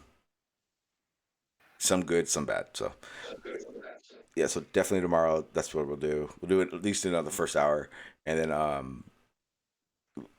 it'll either phase away throughout the open panel after that, or we'll keep talking about it. But I mean, this is the big thing. Geoengineering is not studied enough, but they know it's going to have a risk factor that someone's going to be on the losing end, period. There's no doubt about it. That's what they're telling us. And again, wherever you live right now, go outside and that time of this, enjoy it, because if they start the solar radiation management, and a year's time of it, it's going to affect everything. Like I said, California is predicted to have hurricanes. They don't know the intensity. They don't know from north to south. They don't know any of it. They just know climates are going to start flopping and switching. It's a big deal. It literally is. And by far the worst part is 90% of everything going on is just to fill pockets. Oil, fossil fuels, and government guys. You'd be surprised how many government officials are fucking have money invested in oil. It's fucking sad, so sickening. And all the carbon, the market, like the carbon market and trade, stock change and all that stuff. That will be another one after this one, because that's even deeper. But it's crazy, guys. You guys, I hope everyone shows up tomorrow, because crazy as what I said it sounds, not one thing am I speculating on or fabricate. Everything I just said is 100% documents I look at every day. It's insane. Hey, Shawn, can you re-drop that geoengineering link, because it didn't seem to work? Yes. Okay, I see why, because I shared it off of my files like an idiot. I know how to do it.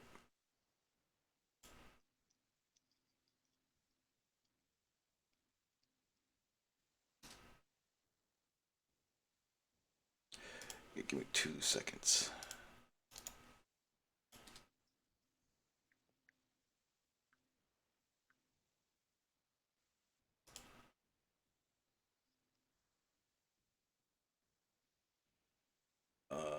Okay, so I'm putting a link in. I'll just do this one. Fuck it. Okay, I'm gonna put 2 links in here. In the chat also. This is the insurance. This is the actual document right here. check it real quick. Nope, that's not it. So that file sucks. Don't use that one. Hang on. Well, the problem is I got to figure out which one it is. I got to find the website because otherwise I'm just trying to give you guys a file name that I have. Oh, found it. Perfect.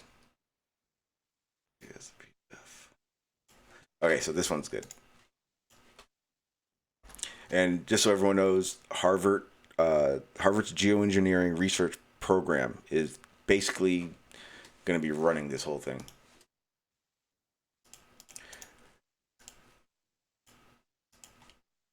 And, you know, hedge funds, Bill Gates. Okay, guys, I'm gonna get out of here. Jimmy, yes. I'll talk to you soon, and we're gonna work something out, buddy. With me and you, cool. Pete Shea, I do appreciate you being on. I'm kind of pissed. I'm not gonna lie to anybody right now. I'm probably gonna be looking up Will Smith and Obama. Oh boy. Yeah. Pete did it to me. That's what he does. He doesn't really come up with like all this weird rhetoric. He just wants to talk, and then all of a sudden, next thing you know, you're looking up what kind of toenail polish Michelle Obama wears because you know only men like that color. Damn it! Yeah, it's gonna be a fun night. Yeah, thanks guys for jumping on. Pete, if you're around, you may be doing something, but thank you again very much for coming on, and I'm definitely gonna email you about doing that little presentation thing. All right, I'll talk to you guys a little bit. All right, man. Later. All right, people. That was kind of fun one, you know. Got to just hang out and chill. No fighting, yelling. So I'm happy with that. Tomorrow. Again, it's not gonna. These are things that you guys, a lot of you people, you know, frown upon chemtrail theorists and all that good stuff. This stuff is 100% real. My crazy, quote unquote, crazy part of this is, and I started thinking about this the other day. Hey, this sounds like a one world government to me. We'll get into that later on, but it's not the same thing either, as we know what a lot of them are saying. But it's crazy to me, and a lot of pockets are being filled because of this stuff I'm talking about, along with the fact that this geoengineering, and this is no bullshit at all, they know it is going to have risk factors. They are mitigating which are bad enough that they don't want to do, and which ones are they going to have to just settle for. It's crazy. We'll get into that tomorrow, guys. Just be ready. It's going to be a lot of information, a lot of links in the description, a lot of links going to be going out to you guys so you guys can see this all for yourself.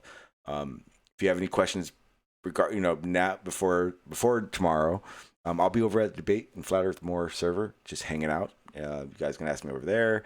Links in the chat and my description.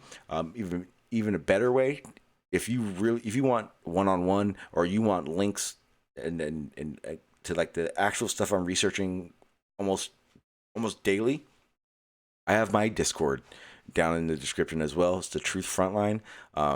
You tag me there, or I'll see you. I'll probably be rolling you up. You see me in there, ask me away. I have a whole channel it's called Weather Modification, that has everything, that has weather modification and geoengineering in it. I'm updating all my links to go into there, so everything I have, you guys will have too.